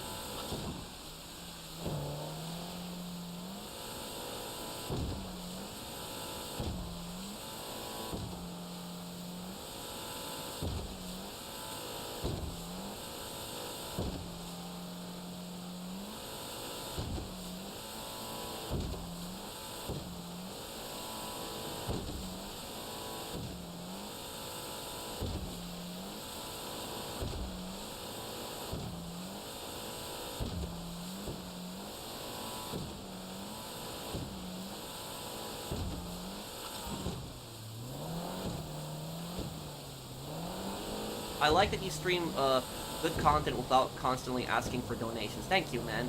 Yeah, I've actually did a video on this recently. Like a couple weeks ago, I did a video on like the greedy, YouTubers that constantly ask for donations, and I was actually surprised. The video got like 100,000 views, like close to it. Like that video blew up, and there was like other YouTubers who were reacting to my video, talking about it too. But basically is I posted that video mostly directed towards my audience, not towards necessarily towards the entire internet, but I guess it was, you know, it blew up. But basically, you know, my position has always been the same, you know, when it comes to donations and all of that, is that I have donations on, you know, it's an option, and whenever people donate, I greatly appreciate it. I always appreciate it. No matter what the donation is, even if the donation is just $1, I always appreciate it, because people don't have to give me anything. There's no obligation to give me anything, and any amount that people give me, I always tremendously appreciate. It does help me out a lot, but I have never asked for a donation. I have never asked for a donation in you know 7 years. I have always you know, it's always been an option, but I've never directly asked for it. Only on charity streams. That's because it's for charity. But I've asked people, like, can everybody donate, like, you know, $1? I say that during charity streams. But I don't, but I never have asked personally for donation in 7 years. And it's because my personal philosophy when it comes to this is that there is no obligation to give donations to a YouTuber, and it's if people really like that channel and they want to support that channel, they'll donate to that channel. But, you know, pressuring your audience into, you know, donating to your channel is scummy. That's something like, you know, scumbags do. And when these YouTubers tell their audience they get free content, no, they don't get free content. Because there's ads in the videos. So there's ads in the streams, there's ads in the videos. And that's where YouTubers make the bulk of their money, is from the ad revenue. So, honestly, when they say it's free content, it would only be free content if they weren't monetizing it. If they didn't have ads on it, then it would be free content. But they're making money from it. So, I will say this to everybody, is if you have watched my channel, for example, for like years or months even, and even if you have never given me a donation, you have still tremendously helped me, and you have still tremendously helped me make money. Because when you watch my videos, and you share my videos, you like my videos, it helps the algorithm. Watch the ads, I get ad revenue from that. So don't feel bad if you don't donate to me, don't feel like you're not supporting the channel, because you are. If you give me a view, you know, you like my video, even if you share my video, that helps me out tremendously too. You know, it helps the video get more views, helps the video grow, and it helps me get more ad revenue. So even if you don't donate to me, you still help me tremendously, and I do appreciate that. And I wish that more YouTubers would understand that without their viewers, they would have no money. But instead, you know, people guilt trip people, and they say, oh, you know, give me money right now, you get free content, or they threaten to end the stream. They say, if you don't give me money, I'm gonna end the stream right now. That's like a scummy thing. I have never done that. Like, never. So, you know, there's some streams where I've gotten, like, you know, very limited donations, but I don't get pissed about that. I don't get offended. I don't threaten to end the stream. So I don't know, like, you know, people do that, they guilt trip and dummy. What's your opinion on the Boogie controversy? I don't know too much about it. I haven't been following that whole drama. I know that a few of my viewers have come into my chat and they told me that he faked having cancer. So that's basically as far as I know. I don't know anything on that.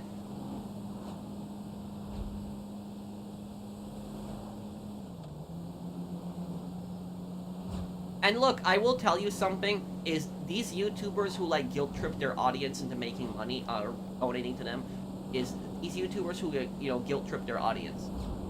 These YouTubers constantly claim, oh, I used to have more views back in the day. I used to, you know, make more money back in the day. But my question for these YouTubers, these greedy YouTubers who, like, ask for donations, and I'm talking about these big channels, too, who ask for donations constantly. Like, what did you do with all of your money? Like, what did you do with it? Exactly, because if you made all this money, like, back in the day, what happened to it? Why did you not invest your money properly? If you invested your money properly, you could have made that money make you more money back. You know, the key to making money is you figure out how to invest your money to make you more money back. Spend money to make money. It's like you invest properly. And so it's just, what the hell did they do with all that hundreds of thousands of dollars these YouTubers had? It's like, what did they do with that money? I'll tell you what they did with that money. You know what they did with that money? Instead of investing that money properly, investing that money to something that would help them make more money, you know, carefully saving their money, saving it for a rainy day, you know what they did? They spent it on useless crap. That's what they did. They went to parties, they went to expensive restaurants, they spent it on cars, expensive clothes, jewelry, watches, all this other stuff, all these luxuries that they don't need, and then they were broke. They literally had the thousands of dollars were just gone, it was down the toilet like that. And then they were, you know, guilt-tripping their audience. So, you know, I need money right now. I need to pay the bills. It's like, well, you already had thousands of dollars. But instead, you just blew it on a bunch of nonsense, on a bunch of crap. That's exactly what you did. I know. People have told me about that guy. It was one of the guys that covered that he spent all his money in some WWE microtransaction crap. That's so dumb. You know what I've done with my I'm very careful with my money. I'm very careful with it. I don't spend a lot of my money. I save a lot of my money constantly. I can buy a new, if I wanted to, I could buy a new car. But I don't. You know why? Because there's nothing wrong with my car. I've had my car for years, and there's no need for me to get a new car. There's no need for it. There's nothing wrong with my car, so there's no need for me to get a new car. I see a car as just something to get me from point A to point B. That's what I see a car as. I don't want my car to look ugly. Sure, I'd like my car to look nice too, but it's like I just see a car as mainly something to get me from point A to point B. I'm not looking to get some, expensive, flashy car, something like that. So I've had the same car since 2017. And I have no need to change it, and I will keep driving that car until it cannot drive anymore. So like years from now, if that car isn't broken, like the only thing that will make me buy a new car, is if my car like completely falls apart. If the car gets so expensive to repair that it's not worth repairing and it's just better to get a new car, then I'll get a new car. But until then, there's nothing wrong with my car, and so I'll just keep driving it.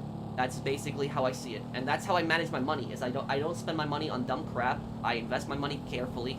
I have bought 2 rental properties. I own 2 rental properties. I'm a landlord also, and I make passive income from that. I've been very careful with my money on that. And the other thing I do is the rest of my money I have it in Robinhood. I don't have it for like stocks, but I just have it for like the Robinhood 5% gold thing. Because if you have your money in Robinhood, you get like 5% like back interest every year. So I just have my money in Robinhood, and that basically just gives me 5% money back every year too. So I just have it sitting there. I don't touch it, and that just builds up over time too. So making money from the Robinhood, making money from the rental properties, and making money from my YouTube channel. And I don't guilt trip people. I don't ask for donations. I do that stuff. It's because I carefully manage my money, and I carefully invested my money. I'm not here to show off. I'm not here to brag or anything. I'm not here to do that. The point that I'm getting at is that a lot of these YouTubers who just guilt trip their audience into donating to them, they could have done exactly what I did. A lot of these YouTubers had even more money than I did, and they could have invested their money and made more money than I did. But instead of doing that, instead of carefully investing their money, you know what they have done? They have basically spent their money on useless crap. Useless crap. The parties, they spend it on stupid parties, going to expensive restaurants, buying expensive cars, buying expensive clothes, designer watches, all this other crap, going on these expensive trips. And so they spend all their money on this crap, and then they just whine and complain, oh, I'm broke, I need money to pay the bills right now, help me. It's like, well, what the hell did you do with all the money you had? You had like thousands of dollars. What the hell did you do with that money? What did you do with it? Where's the money? What happened to it? It's like, nope, they spent it on just useless crap. So honestly, it's really hard for me to feel bad for somebody when they had so much money. They had like so much money, and they just spent it on such useless crap. They spent it on luxuries. And honestly, when you really think about it, the way these YouTubers spend their money, it's really the exact same way that people spend their money on GTA Online. Because you ever see that happen on GTA Online, where whenever people spend their money on GTA Online, they just buy cars. They just buy cars and customize them. They never buy the businesses. They never invest their money properly. They just buy the cars constantly. And then it's complain, oh, I don't have money. It's too hard to make money. Well, if you would have put your money into businesses in GTA, you could have made your money. You could have made more money back. But because you wanted the things right now, you didn't want to wait. You didn't want to wait for the car. You wanted the car right now. You spent your money on all the cars, and you're basically gone. You're broke. They rented yachts for thousands of dollars. I could never do something like that. I could never rent a yacht for thousands of dollars. That would just be stupid. And I will tell you something. Even if I was a very rich man, even if I was very wealthy, I would not own a yacht, because I think it's stupid. It's like, what? It's like you're gonna own this expensive yacht that you're gonna spend like thousands of dollars on, and only go for it like a few weeks of the year. And even if you're not using it, you have to spend thousands and thousands, hundreds of thousands of dollars to maintain it. It's just dumb. It's just a waste of money. So no, I would never, buy a yacht. I'm not some scumbag like, Hollywood director, or some like, corrupt oligarch from Russia. So it's literally, I don't need a yacht.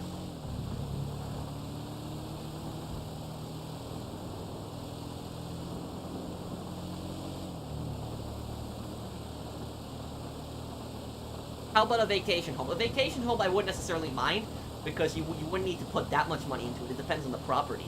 But like a yacht, that would just be stupid. It would be a waste of money. Yachts are more to show off. That's the whole point. The reason that rich people have yachts, the main reason is to show off. That's really the whole reason. They just want to show off. That's it. There's really no other purpose to it. It's to show off their wealth.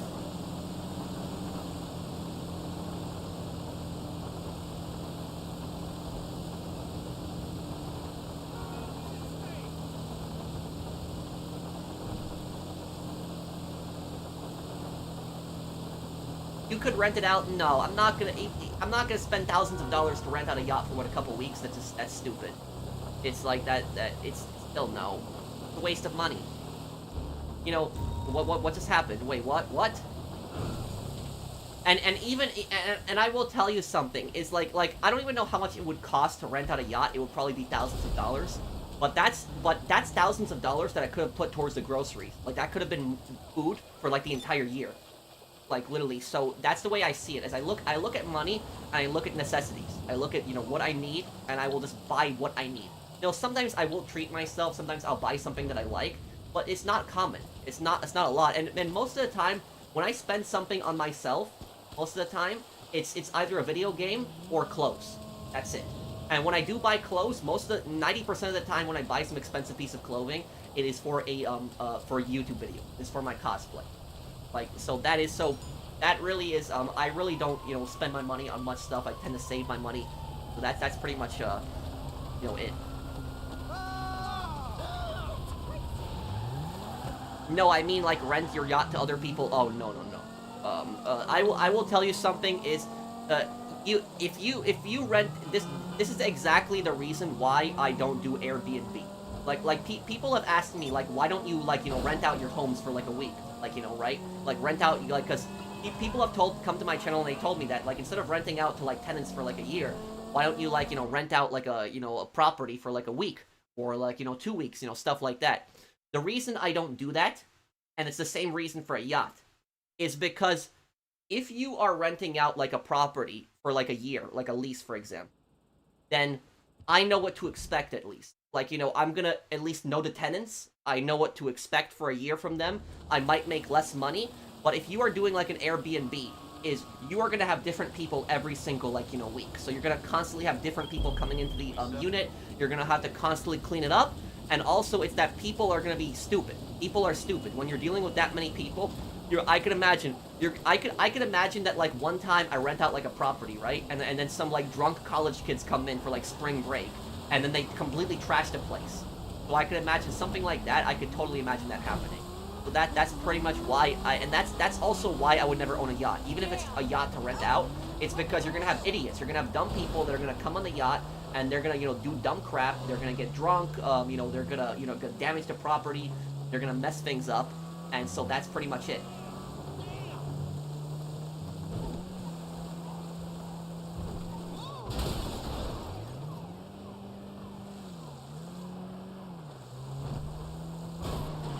Walmart ripped me off, Pat. Watch out for cashiers or shady people. Wait, how? What happened?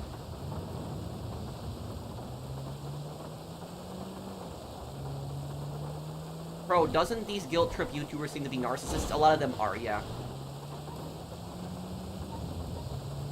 Here's the thing: is the more people that you rent out to, even if you make more money from it, there's the risk that you're gonna encounter some crazy bad people, and so that's why I would never do, like, you know, Airbnbs. Because it's the fact that you're dealing with constantly new people all the time, and you could run into people that are going to do some really stupid crap.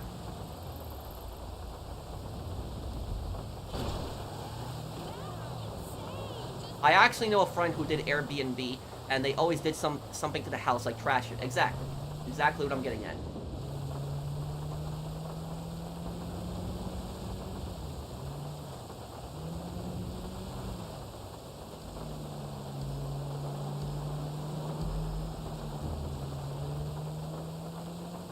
Would I evict somebody 2 months behind on rent? It really depends on the situation. It depends on the reason that they are behind on rent. If it's like if it's somebody like if it's somebody that's like that like lost their job, for example, like, you know, did something like that, I would probably try to talk to them, you know, work something out, maybe work out a payment plan. And I might, like, delay their payment for months, and I would tell them, like, you know, pay me back at the end of the year. Like, you know, when you have your money together, like, you know, pay me back at the end of the year. I don't do stuff like that. Like, I'm not, you know, dummy where I'm gonna go after people. So if it's like an understandable situation, if like something bad happens, like he lost his job or something like that, and he can't pay rent, I'll work something out with them. But if it's like something different where they're working, but they're just, you know, they don't feel like, you know, making payments, then yeah, I'm gonna kick them out after 2 months. So it really depends on the situation. It really depends on the reasoning for that. It really depends on why. I will tell you something, is the worst tenants that I've ever had, the worst tenants I've ever had is I had multimillionaires. Like, I had millionaires rent out one of my properties, like really rich people. And these people are way richer than me. They have way more money than me. And you're probably wondering, why are really rich people, like, renting out your property? The reason they were renting out my property is because they were a roofing company from Portland, Oregon. And what they did was they had, like, over 100 workers, and they expanded their business, like, you know, out east. And so they were expanding their business. They expanded into Montana. They expanded into Idaho. They went into Wyoming, I think it was. And then they eventually got to my state in the upper Midwest. And so they expanded out here. And what happened is, they didn't want to buy a new house. They had multiple houses in other states, and so they wanted to, you know, rent out from me for a year to basically set up business here. And the millionaires, I'm telling you, the millionaires were the worst tenants. They were, you know, the biggest slobs. They were the most annoying to deal with. And what happened was, she was constantly late on rent. Like, every month, she was late on rent by like a week. It was like a week. And I would text her after like a week. I wouldn't text her like 1 or 2 days late. I would text her like after a week, and I would just say, like, hey, you know, what's going on? Like, you didn't make a payment. Is there, like, something wrong with the property? And she would always say to me, she would say the exact same thing to me. She would say, oh, I'm sorry, I'm on a business trip in Montana. I'll take care of it tomorrow. And then the next day, she would wire me the money, but it got annoying. It was like, you know, every week. It was like every month. It was like late like a week. And then the last couple months that they were actually living in the property, the last couple months, there was a bunch of drama. There was drama between that family. It had nothing to do with me. It had nothing to do with the property. It was between that rich family. There was this personal drama with them, and they were like, one of them was moving out. It was just like a bunch of drama, a bunch of arguing that was going on between them.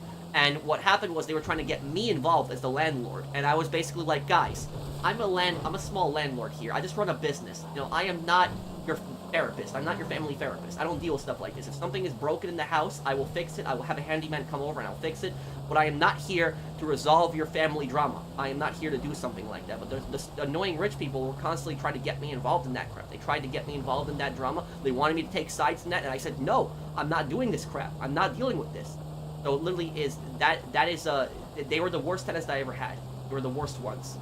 And I will tell you though, another thing that they did is that they actually brought in one of their workers, and they had their workers living at the property, even though they were not supposed to do that.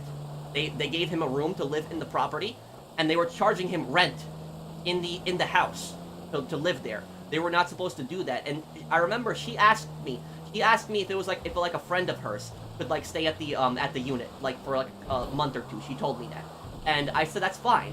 But she didn't tell me this was not a friend of hers. This was a worker of hers, and the guy stayed there for 7 months. And he paid them rent while he was staying there too.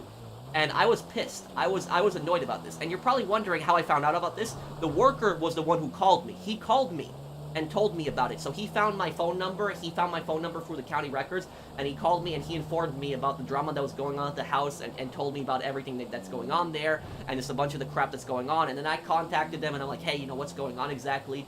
And then they were trying to get me involved in it. It's a long story. It would be like me talking for like half an hour.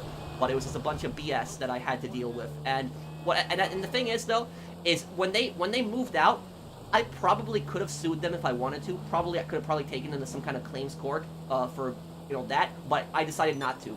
And the reason I decided not to is because I just didn't want to deal with them anymore. I just didn't want to meet them again. I didn't want to deal with them. They were out of my hair. I didn't want to deal with them. They were gone, and that was just it. I didn't want to see them again. I don't ever have to deal with them. That's it. They're gone.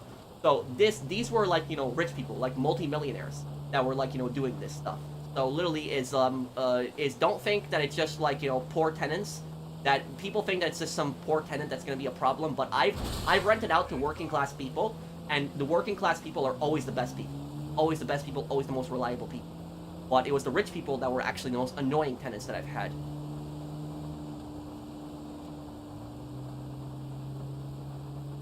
Pro, love your content and your honesty. Keep it up. Thank you, Jaden. Super chat.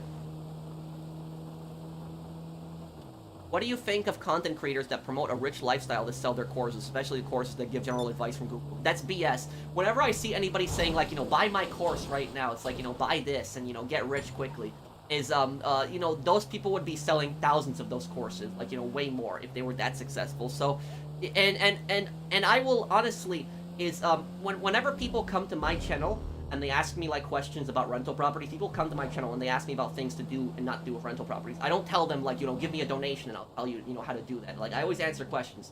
When people ask me questions about like my businesses, I always answer them, and I'm very straightforward. I don't sell crap. I tell people straight up. So like I don't do stuff like that. So honestly, it's a scam too. It's and the thing about that is, if you got rich, wouldn't you want to share that information with people to help other people get rich? Like, I get it that you might want to make money off of it, but like, selling that many courses, doing stuff like that, like, that's no. And honestly is if I was to talk about rental properties, the only way that I would do it for money is if it was going to like a charity. If there was like a charity event and like people were asking me questions about like my rental and they would then donate to charity, then I would do something like that. But if it was like going to me, no, I would not do something like that. So, oh no.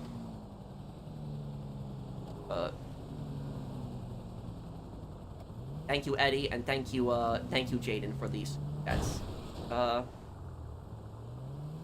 Does anybody need help with a heist? Anybody want to do a heist right now? Have you ever tried day trading? Yes. It's a bunch of BS. It's stupid. Don't do it.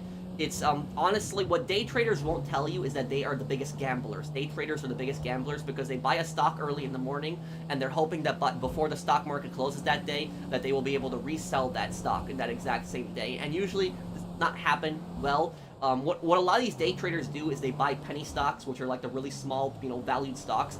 And those penny stocks, you can make a lot of money from them if you buy into the right stock. Like, if you buy into a penny stock and the stock, like, explodes, you can make a lot of money really quickly. So you can make a lot of money fast from that, but that's if the stock explodes. Penny stocks are very unstable, and these companies are small companies, and oftentimes these companies will go bankrupt, they'll go out of business, and when that happens, you lose all your money. So penny stocks are very unreliable, they're very unstable. So personally for me, it's the whole day trading thing, I just think it's stupid. I think it's just dumb. Honestly, the only forms of stocks that I actually liked are their dividend stocks, where you buy a stock and you hold it for some time and it gives you like a percentage of the stock back. That's what I generally like. But I don't like, buying stocks and like trading them in like a day. I think that's personally stupid. Thank you, Lewis, for the super chat. Opinions on Andrew Tate. The guy's an idiot. That's what I'll say about him. It's like I have heard some of the things that he said, and it's just some of the stuff that he said is just dumb, doesn't make any sense.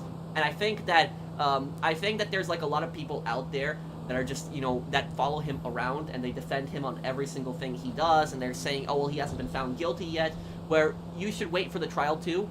But even if he's found guilty, there's going to be a bunch of people that are going to defend him and say, oh, he was falsely accused, all this other stuff. But I don't know. I don't know about that. I think he might be guilty of the things that he's been accused of, personally. Thoughts on celebrities who flaunt their money? Scummy. Scummy. And also, this is the reason that I have never done a, that's the reason I've never done a house tour. People have asked me to do like a room tour, like what my room looks like, what my apartment looks like. I don't do stuff like that because I don't want to show off. That's the primary reason I've never showed that stuff off, because I don't want to show off. It's like you're almost trying to show that you're better than people. I don't like doing stuff like that. Thank you, Kier, for the super chat. Hope you're doing well, Pro. Just going to bed. But here's to you. You're a good man. Thank you, Outlaw. Thank you for the super chat. Thank you, man. Have a good night's rest. Let me see. Anyone need help with a casino heist? Oh, here we go. Big con. Let's do it here.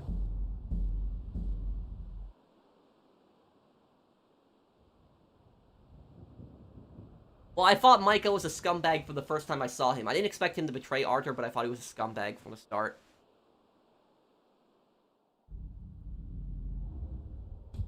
In your opinion, what is the worst fandom community? Easy. The most toxic community is probably the Call of Duty community. I would say that. Because the Call of Duty community cannot make up their mind. The Call of Duty community, they constantly will complain over something. Like, I get it. I get it that there's a lot of really bad Call of Duty games. I get that. Like, Vanguard sucked, for example. It was a bad Call of Duty. I'll agree to that. But what will happen is, if a Call of Duty game does, like, one thing, you'll have, like, half the people complain, and half the people like it. And if it does another thing, you'll have the other half complaining, and the other half liking it. So that's honestly is, no matter what kind of Call of Duty game you do, you will have so many people that will complain, and so many people that will get pissed off. And I think it is the fault of the developers also to an extent, because the developers are constantly changing direction. Like every single Call of Duty game, like they're doing different eras, they're doing different gameplay styles, and they just all these different styles of Call of Duties. And because of that, you have all these people that like this style, people that like this style, and so it's always somebody's getting pissed off, somebody's getting annoyed. And I remember when, honestly, if you want to know how annoying some of the Call of Duty fans can get, look at how Cold War was treated. When Call of Duty Cold War came out, people were trashing on Cold War. They were saying, oh, Cold War sucks. Cold War is the worst Call of Duty game. I remember people kept saying that. I didn't think Cold War was a bad Call of Duty game. I didn't think it was, perfect. I didn't think it was amazing. But I didn't think it was a bad Call of Duty game. I thought the graphics were decent. I liked the story a lot. The story was pretty good in Cold War. I did like the story.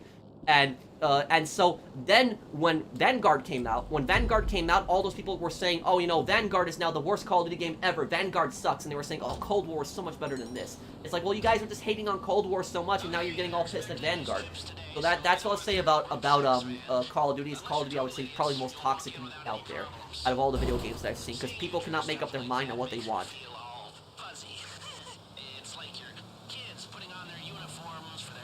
Bro, I'm about to order food. McDonald's or Burger King, your choice. I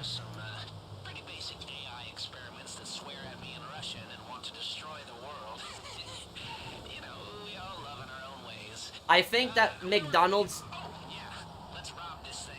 has the better chicken nuggets, but Burger King has the better burgers. My favorite sandwich from McDonald's is the Filet-O-Fish.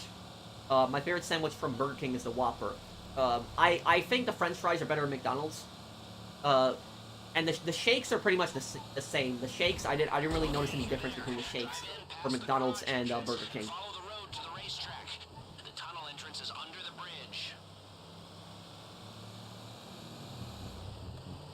Don't forget, you are private security, like a cop who couldn't pass the fitness test or the psych eval.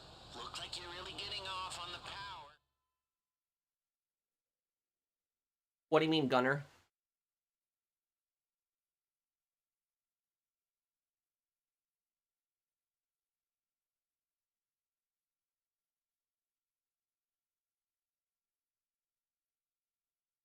Now play it cool. You're doing your usual day-to-day delivery job. You've done this 1,000 times. Okay, let me see. I spent $50 for a vanilla gift card. When I got home to use it, the card info wasn't picking up on PC, meaning they didn't scan the card. Makes me more suspicious on Well, did you activate the card? Because I know some of those cards, you have to call a specific number to activate. Excuse me, to activate it. Did you call the number to activate it? Because I have worked in retail, and I will tell you that they can't give you those cards until they scan it, because they scan it, they have to activate it on the register. They scan it, and it pops up on their register. There's no way for them to take the money from you, unless they scanned it. So, have you checked if there's like a number you have to call on the vanilla? Have you called vanilla themselves first about that? When am I gonna make a Kane and Lynch video? We could play, if people want to play Kane and Lynch 2 Dog Days with me, we can do another Kane and Lynch 2 multiplayer video. We could do that.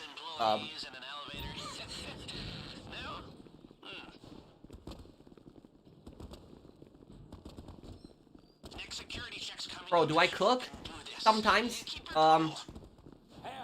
You looking for the vault? Sometimes. I will tell you though, I suck at cooking. I'm not good at cooking at all.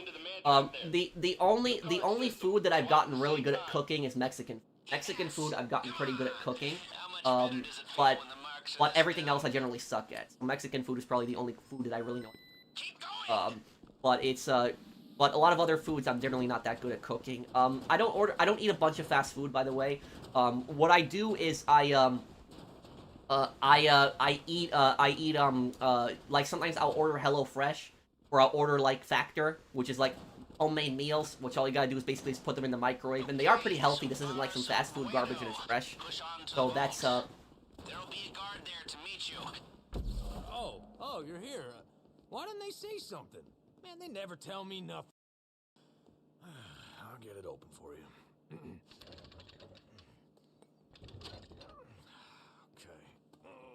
Okay. Oh, that's a heavy door. Ain't much getting through here. There. I used to work at HelloFresh, and how is that? I'm gonna go left side here. Bingo! We have struck gold. Okay, Good news.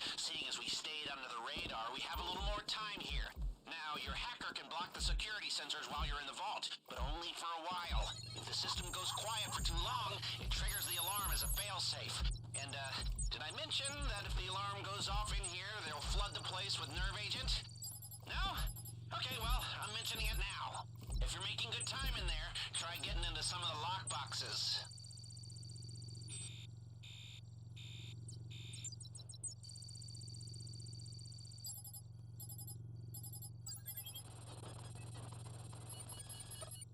Did you try calling the vanilla though, Phoenix, the company?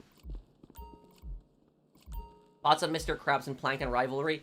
Well, honestly, when I was a kid, you had the view that Plankton was the bad guy and Mr. Krabs was generally the good guy.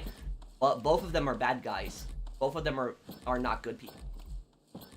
And honestly, sometimes Mr. Krabs is even worse than Plankton at times.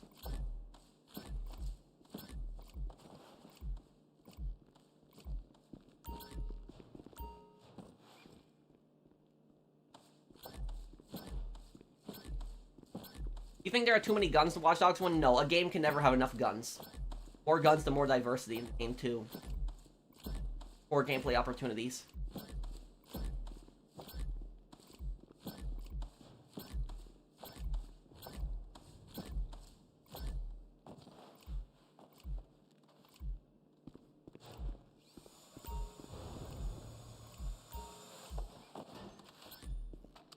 I wonder if we can get to $3 million. That'll be a challenge. Let's see if we can do it.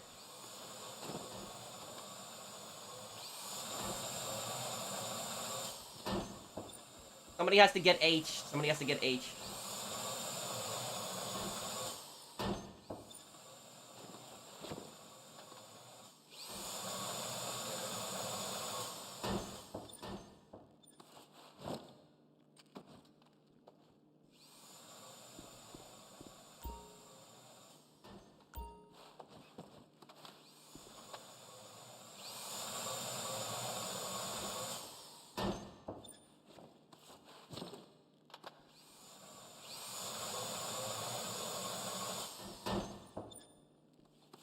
What happened? Is nobody taking H? What?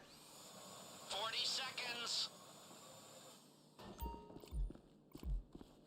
Oh, now I guess it's probably a little too late to take H. It's not gonna make it. 30 seconds. I'm done here. 20 seconds left. Don't dawdle. Perfect. Now get out before they smell a rat. Gas incoming. 10 seconds. Time's up. Here comes the nerve agent. Get the hell out of there before you get a long fall. In and out undetected. Who would have thought it? People, Okay, swipe. that is the mother load. We cleaned him out. Okay, Well, let's see if we can make the way out. Phoenix, try calling up Vanilla and tell them about the situation. And if they tell you, you know, if they tell you the card's not working, then go back to the store and tell them about it. What's wrong, Brianna? I have Kane and Lynch 2 on PC and on PS3.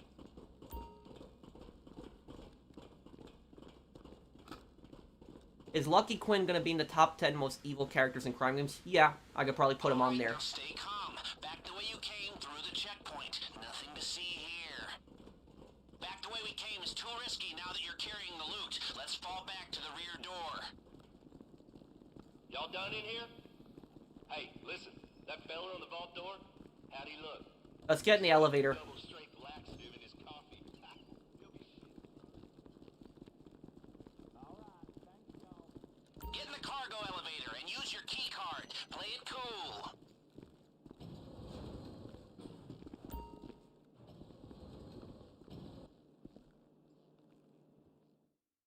Okay, I need you to stay calm. They've seen what you did to the vault, and now the whole place is locking down fast. They know you're still in the building. Just keep moving and keep quiet. Time to change your outfits. We need a fresh start if you're gonna make it out here under the radar. Wait. They're closing in on us. We need to pick up the pace. Security is sweeping the whole building. Stay one step ahead, or this whole thing goes south.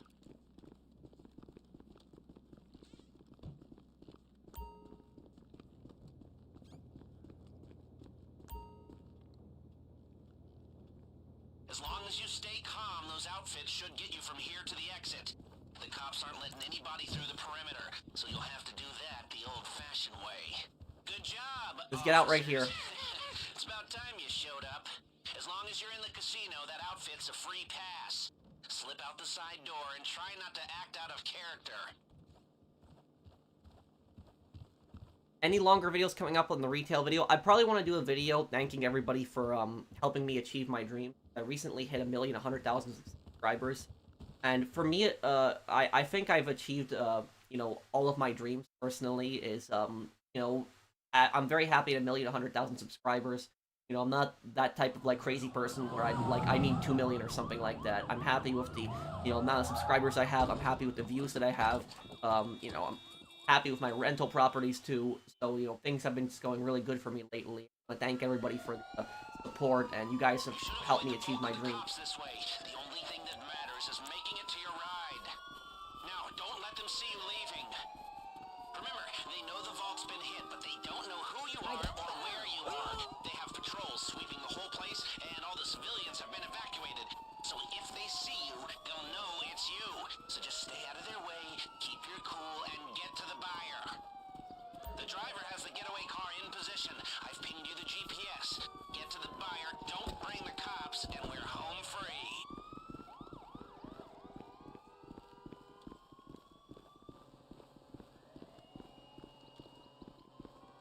Well, thank you, Palm. Hey Pro, there was a person who said he will leak my phone number and home address because I told a guy not to beg for a GTA 6 and I'm so scared. What should I do? It's on Instagram. Well, how does the person even know your information? You deserve all the subs you get, professional. Thank you, Random Fist. Thank you for the super chat. If you don't know this person, he probably doesn't have your information. He's probably just saying that just to scare you.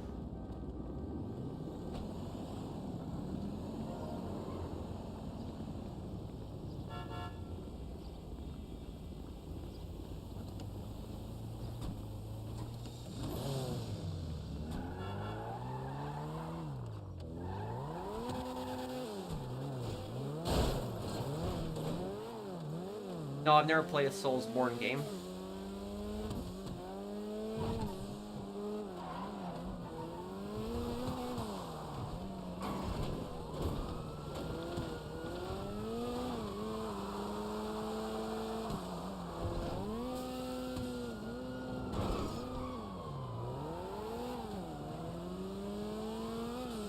Alright, our decoy is online. The cops are confused as hell.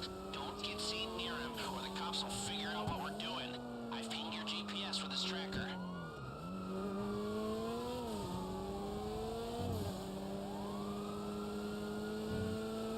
Let's see if I can get the Elite Challenge without, helicopter.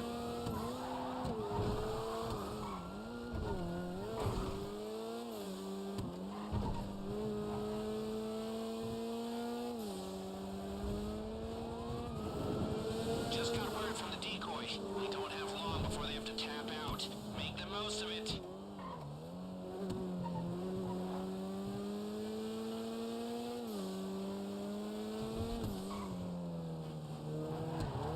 Alright, the decoy is out. You're on your own now.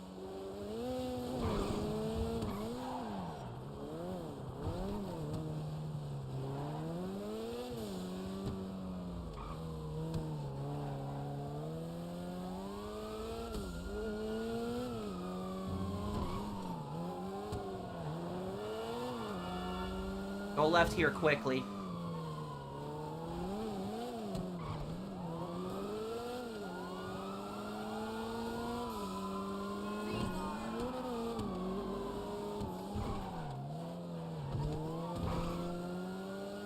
How have I still not lost the cops?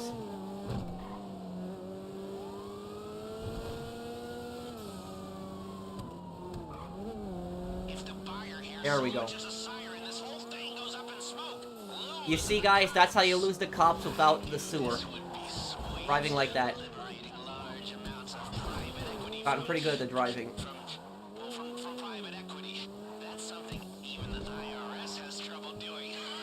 But you strolled out of there carrying their crown jewels right under their noses. The ultimate humiliation.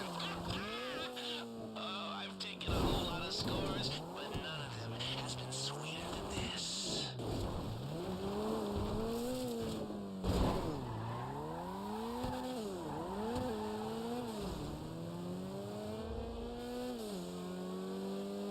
Okay, let's go here. 3 miles. Let's see if I can get there now. Let's see if we can get Elite Challenge. If I really push it, we might be actually able to make it and get Elite Challenge. But I can't crash. I gotta really drive fast.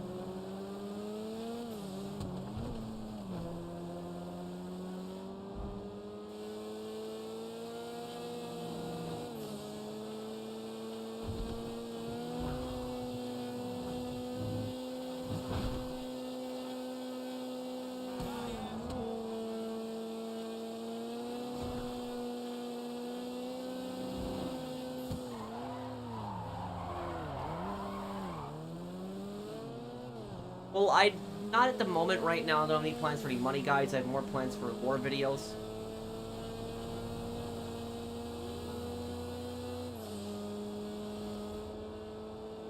And a lore video is coming out tonight, guys. Just give me like an hour or two after the stream, and it will be up tonight, I promise.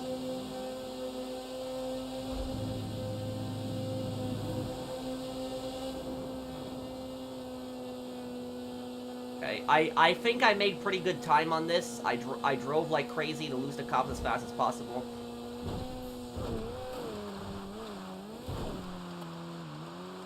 I really hope we can get Elite Challenge here.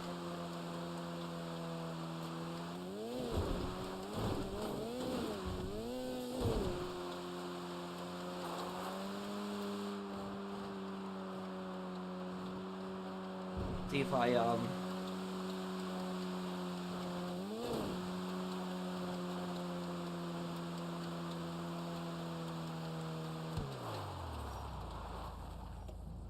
if we get here in time.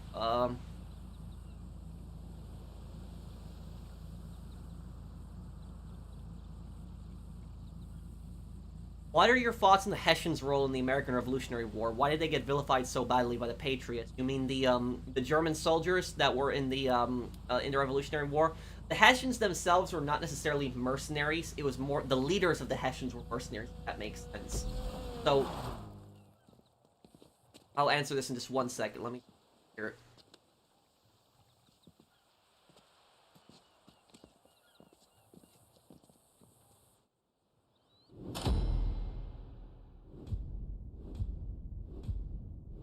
After that driving, that amazing driving, I only got a bronze.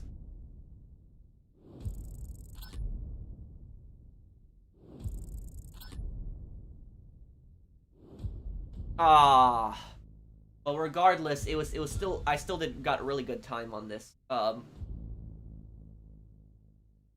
about the Hessians. The Hessians themselves were not mercenaries. It was more their leaders that were mercenaries. Their leaders had contracts with the British king, and let me just mute this here because copyright. And the Hessian soldiers themselves were a lot of times like working class people that were working for the aristocrat. They were working for the lord. The lords basically treated these soldiers like garbage. The Hessians were some elite soldiers. They knew how to fight really well, but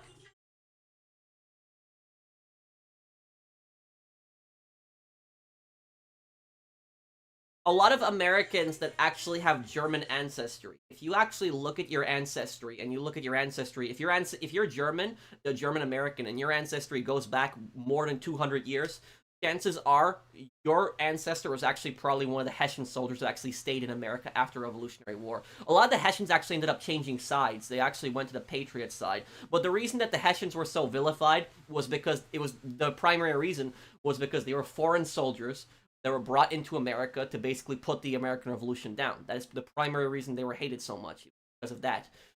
The was it the king? I'm trying to remember the name of the war. I know that the king's name was Charles. I think it was the English Civil War. I think that was the name of the war. There was a civil war in England. It happened in the 1600s, and it was between King Charles. King Charles wanted to be an absolute monarch, and then there was the other faction, which were the parliamentarians. The parliamentarians wanted a parliament, parliamentary system. And the what happened was King Charles brought in foreign mercenaries from France, for example, into England to fight in his wars on his side. And that pissed a lot of English people off that the king had brought in foreign mercenaries. At that point, after that war ended and King Charles got his head cut off, the British government made some kind of contract or pledge. I forget where they made it, what document it was, but basically it said that a British king will never bring in foreign mercenaries into his army. That he would never do something like that, not on British soil. That was a British king was not supposed to bring in foreign mercenaries onto British soil. And what happened was when King George brought in the Hessians, a lot of Americans said that he was breaking that promise, that he was bringing in German mercenaries into like the American Revolutionary War. And the King George was basically like, well, that's not Britain, that's the 13 colonies. So then the Americans said, so then we're independent. If we're not part of Britain, then we're our own independent country. And King George said no. And so that was a massive conflict that happened there too. Is that Americans? The thing about Americans during the Revolutionary War, one big misconception that people have about it is that people think that Americans were British and then they became Americans, but that's not necessarily true. A lot of Americans are descended from British people, but the reality of it is that if you were an American that lived in the 13 colonies at that time, you were not considered British. If you tried to say, I'm British, if you were born in the 13 colonies and you tried to say you were British, the British would basically say to you, you're not British, you're a colonist. They would call you the colonists. That's what they would basically say. So Americans were never treated as equals. They were never treated as the British. And so that's a big misconception that people have about the Revolutionary War. That's why Americans are so proud of their identity. That's why Americans say, I'm American, I'm not British. That's why they're so proud of their identity, because they were basically shamed so much during the Revolutionary War that they developed their own identity and said, we're our own nationality, we're our own people. But a lot of the Hessians that actually got captured, they actually ended up staying in America after the Revolutionary War, and it was because in America they realized that in America you have human rights. You have rights here. People have individual rights. You have your individual liberty. It's like you didn't have that in High Sea Kettle, where that's where they were from. You didn't have that. It was the aristocrats and the lords that basically controlled everything. They ruled your lives. You didn't have any personal individual liberty. You didn't have that in the Hessians' homeland. That's why a lot of Hessians ended up changing sides. Do I know about the Independence Day of Maldives? No, I don't know much about Maldives. The only thing I know about Maldives is I know that Maldives are a small islands that are, to the south of India. It's its own separate country. I know that the Maldives have a massive conflict with India right now. Like, India is really pissed off at them. I know about that, and that it was because India had like some military bases in Maldives, and then when a new Maldives government got elected, they basically said, we don't want the Indian military bases here anymore, and then they kicked them out, and the Indian government got really mad at them. That's the only thing I know about the Maldives right now. I don't know much about their history or of the other stuff. Why did Piłsudski enact a coup against the Polish government in May of 1926? Because he thought the Polish government was corrupt and controlled by a bunch of aristocrats that did not have the best intentions of working class Polish people at their hearts. That's basically what he thought. Now, whether he was right or wrong, we don't know. That's, I guess, for history to judge.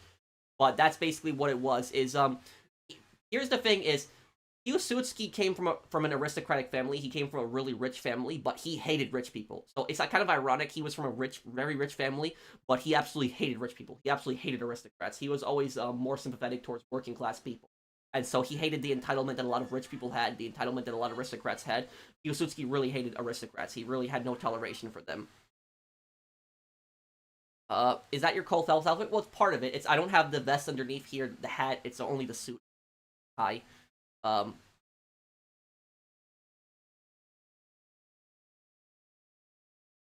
don't dislike Romania. Romania is a country that has a very interesting history. It's actually one of the oldest countries in history. Romania has like history that goes back over 1,000 years ago. Romania is also one of the few countries that actually managed to defeat the Ottomans. So they were so there's not that many countries that managed to defeat the Ottomans. Romania was actually one of the few countries that managed to defeat the Ottomans. Yes, I could do a video about the Angels of Death and also their racist history. The Angels of Death are a pretty bad gang.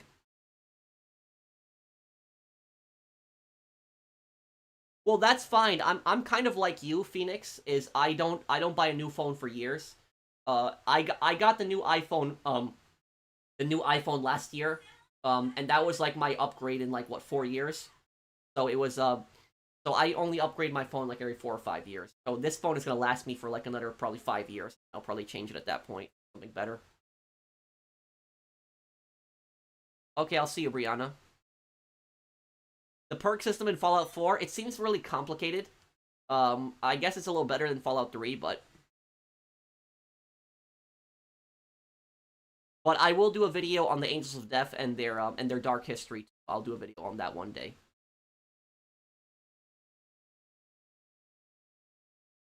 Do you think the Angels of Death should have been the main antagonists? Yes, the Angels of Death are just much worse human beings than the Lost.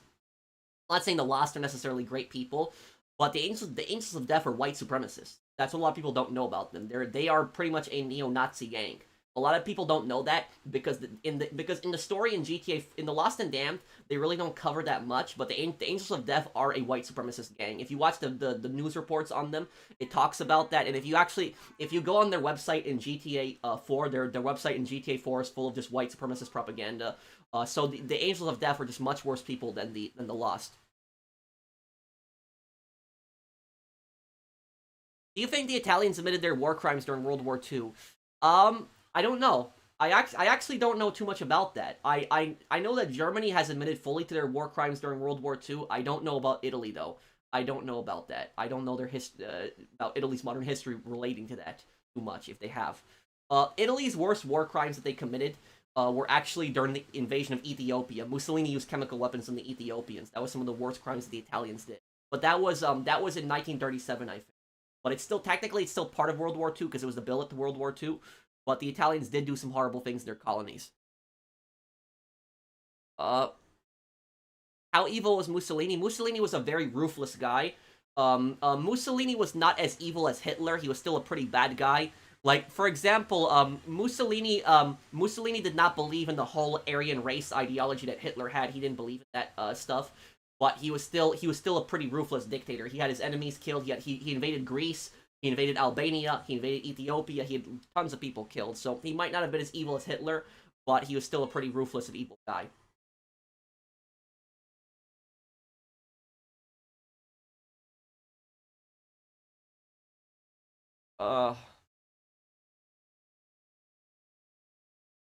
I will do GTA Advance one day. I just don't know when, but I'll do it one day.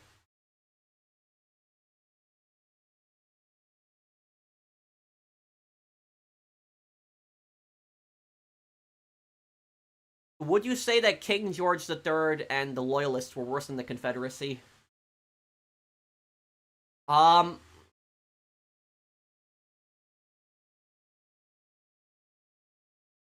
It's a very difficult question to answer. I would say the Confederacy were probably worse.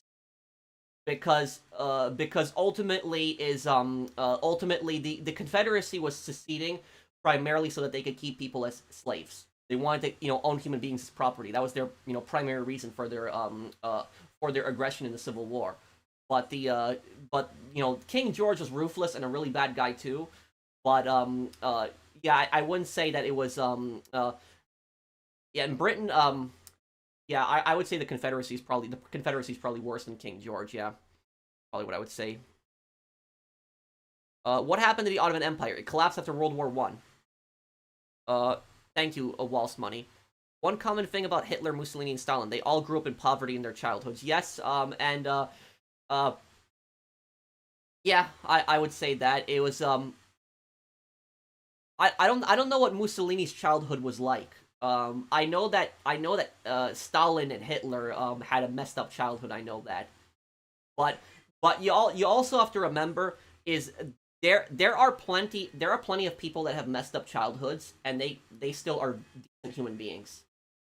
So I don't think that we can necessarily. And I'm not saying you're saying this suspect 13, but the point that I'm getting at is there's plenty of people that have messed up childhoods and they never do horrible things later on in their lives. Uh, so I think that looking at like those dictators' childhoods maybe might be like an indication of the type of people that they ended up becoming. But at the end of the day, it was still the choices that they made. Uh, why didn't the British help the Confederacy during the Civil War? A lot of people think the British did not help the Confederacy during the Civil War because they thought that slavery was wrong, but Britain actually did not care about that. Even though Britain had abolished slavery 30 years beforehand in the 1830s, Britain actually kind of wanted the Confederacy to win because the Confederacy was their #1 cotton supplier. But the reason the British did not help the Confederacy militarily is because they saw what France was involved in. France was involved in a war in Mexico. France was involved at that same time the American Civil War was happening. France was involved in a war in Mexico, and that was draining like French military resources. And the British did not basically want to get involved in like a huge conflict like the American Civil War and drain their resources and put themselves in debt. And also, they did not think the Confederacy could win that war, which they were right on. So that was why Britain did not get involved.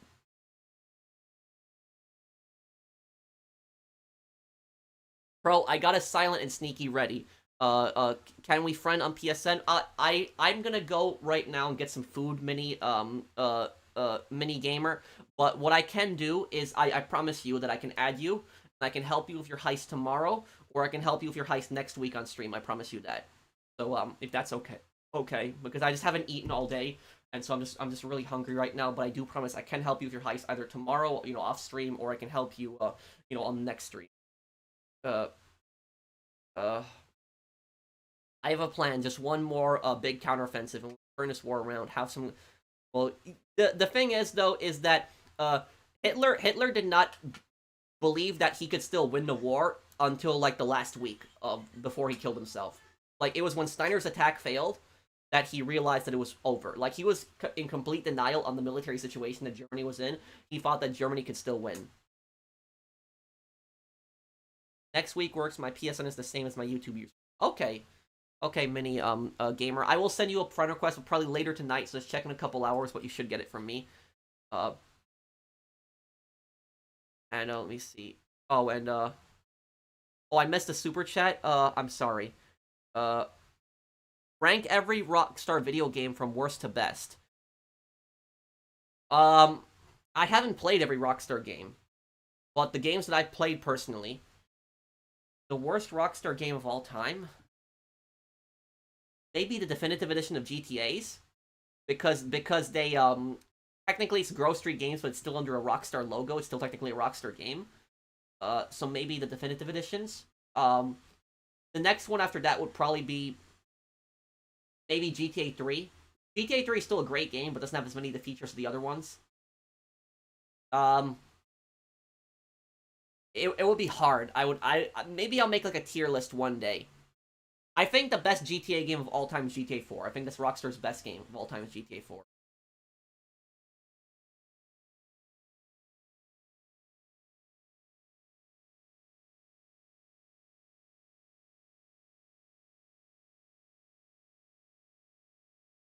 His parents never got him a Wolverine figure for his birthday. Well, I don't know what kind of logic that is. It's like we all don't get what we want always for our birthdays when we're kids. But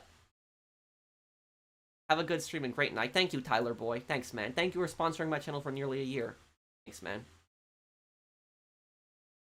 Hey, Pro, since you own rental properties, like rental properties are vending machines, they can make about $200 a week. I actually own a few myself, and they are passive income. Well, actually, just Nesquik.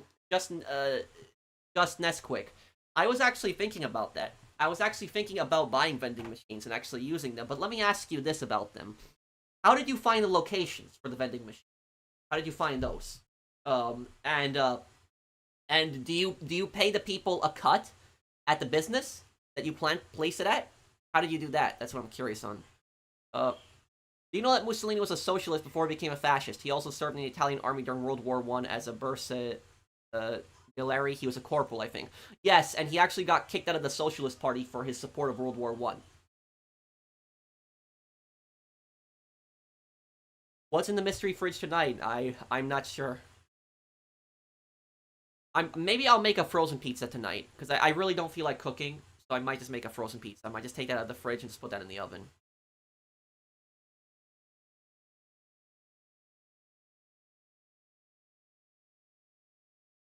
Yes, I want to play the SWAT games one day, yes.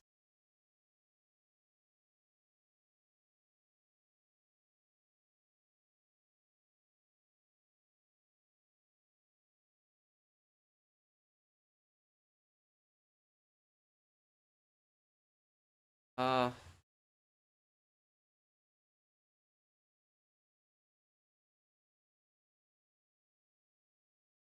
no, vending machines are a services.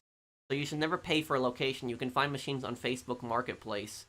Well, I know about that you can find them on Facebook Marketplace. But what I'm asking you is, you place the vending machine somewhere, right? And then people buy snacks from your vending machine. I'm asking you how you find the locations that you place them at. That's more what I'm asking you on. Like, how did you get to those locations? Uh, I saw the funniest thing a week or two ago. You know the meme of Roman calling Nico to go bowling. I saw a video where Nico calls Roman to go bowling, and he says something like, "No, I don't wanna." Well, actually, if you do two activities in order, like in a row, then the friends will not want to do it with you, even bowling.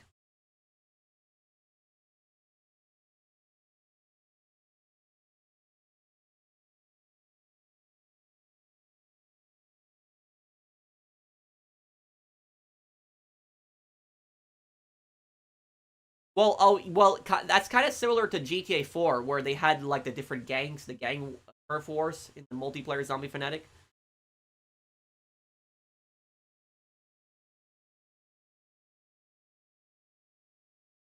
At the hospital, independent people own the vending machine.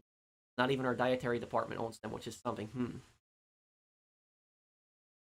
Why does the audio keep freezing? Oh, that might just be my background sound. Is my audio fine? Fine. By the way, is my audio fine, right, guys? I will one day live with MJ, but just please don't spam.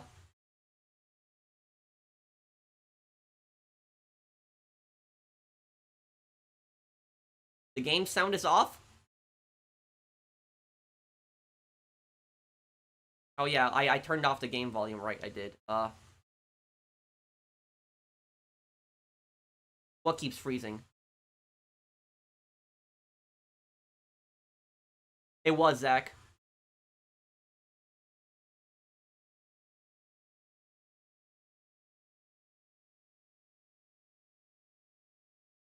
Watch Dogs 2 maybe sometime later in the year. I'll do it.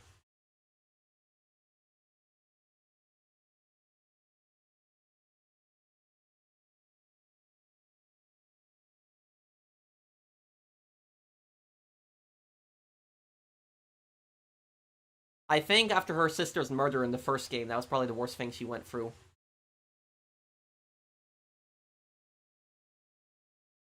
What's a new lore video about? It's gonna be a surprise. You'll see it in like an hour or two. Uh, Psychopaths in GTA games. Well, the best example is Dmitry Raskolov. The audio keeps freezing for me. Huh. Um.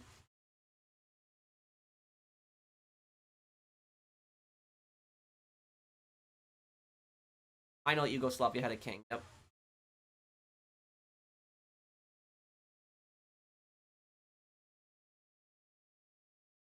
No, the lore video will come out tonight, Isaiah.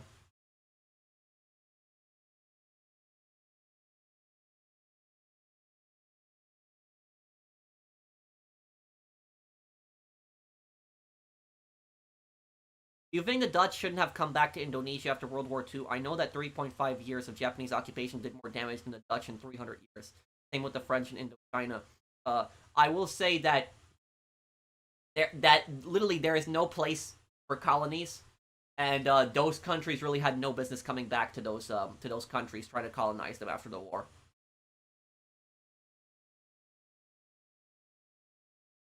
France can also be blamed to an extent for the communism in Vietnam, because of the fact that a lot of Vietnamese people rallied around it after the French tried to colonize them again.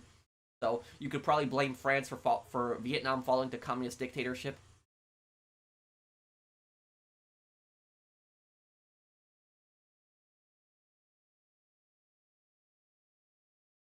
Yeah, nobody really does the super yacht mission. Yeah, you're right. Nobody really does it.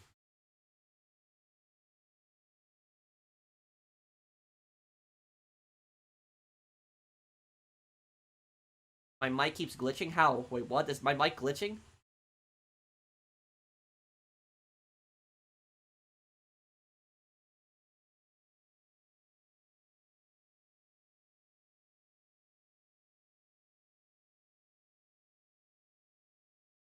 How is my mic glitching? What's wrong with it?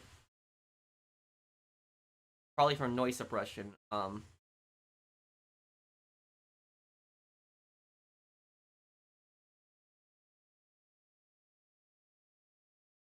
All sound goes silent as soon as you finish speaking. Yeah, that might be my noise suppression. That might be what's causing it.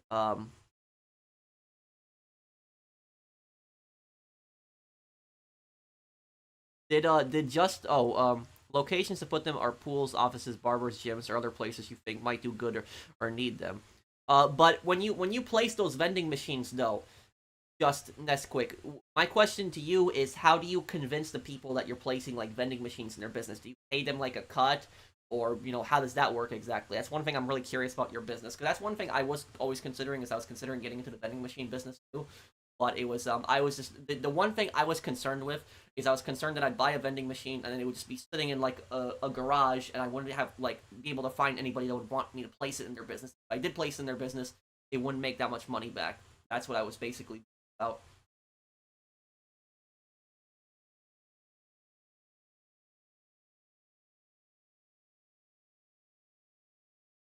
Yeah, it depends on the property owners. Um,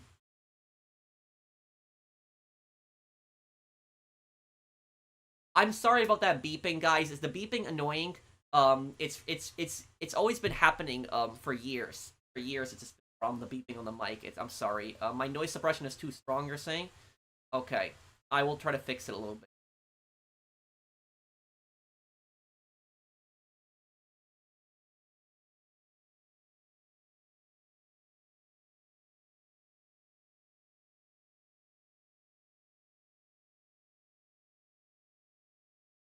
Uh, Macro is the most evil character in the Call of Duty series. What do you think about people defending Viet Cong and Taliban? I would think that those people are stupid. Is I will say this is you could be against the Afghan war, you could be against the Vietnam War. There's nothing wrong with having that position. But if you think the Taliban or the Viet Cong are like freedom fighters, you're an idiot. Those people mass murder their own people. I don't know how anybody could think the Viet Cong or the Taliban are good guys. You could be against the war. I'm not saying to be pro-war, but like to think that the Viet Cong or the Taliban are good guys, only a stupid person would think that. I heard that FDR refused to support France's effort in reclaiming Indochina, but he died and Truman took over, supported the French anyways. Well, yes, FDR wanted decolonization, that's true. Is FDR, and that's why Churchill got really pissed at FDR, because FDR wanted him to end the British Empire, and Churchill didn't want to do that.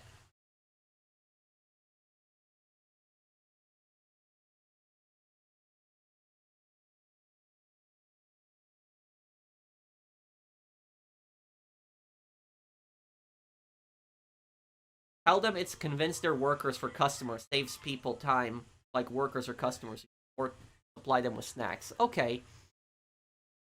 Uh, okay, just that's quick. Well, thank you for telling me that.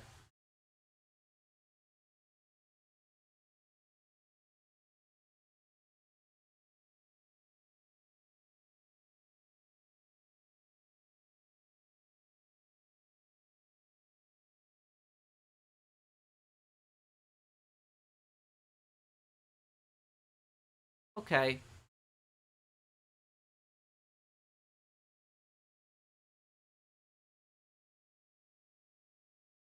I meant convenience. Okay. And how did you get the vending machines to the business? Like, how did you place them? How did you get them there?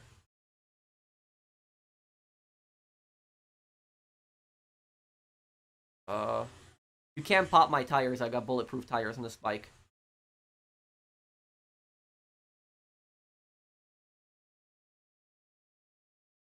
Nothing much, Miguel. About to end the stream in a moment here. And I'm going to have the lore video in an hour or two. In an hour or two, guys, I'll have the lore video.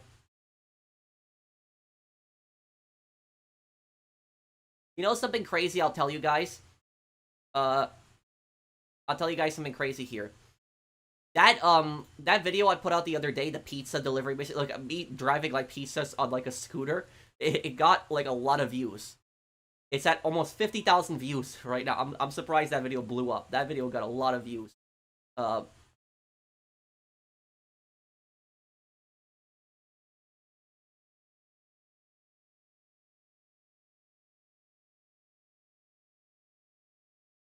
Okay, just Nesquick. Well, thank you for the advice on that.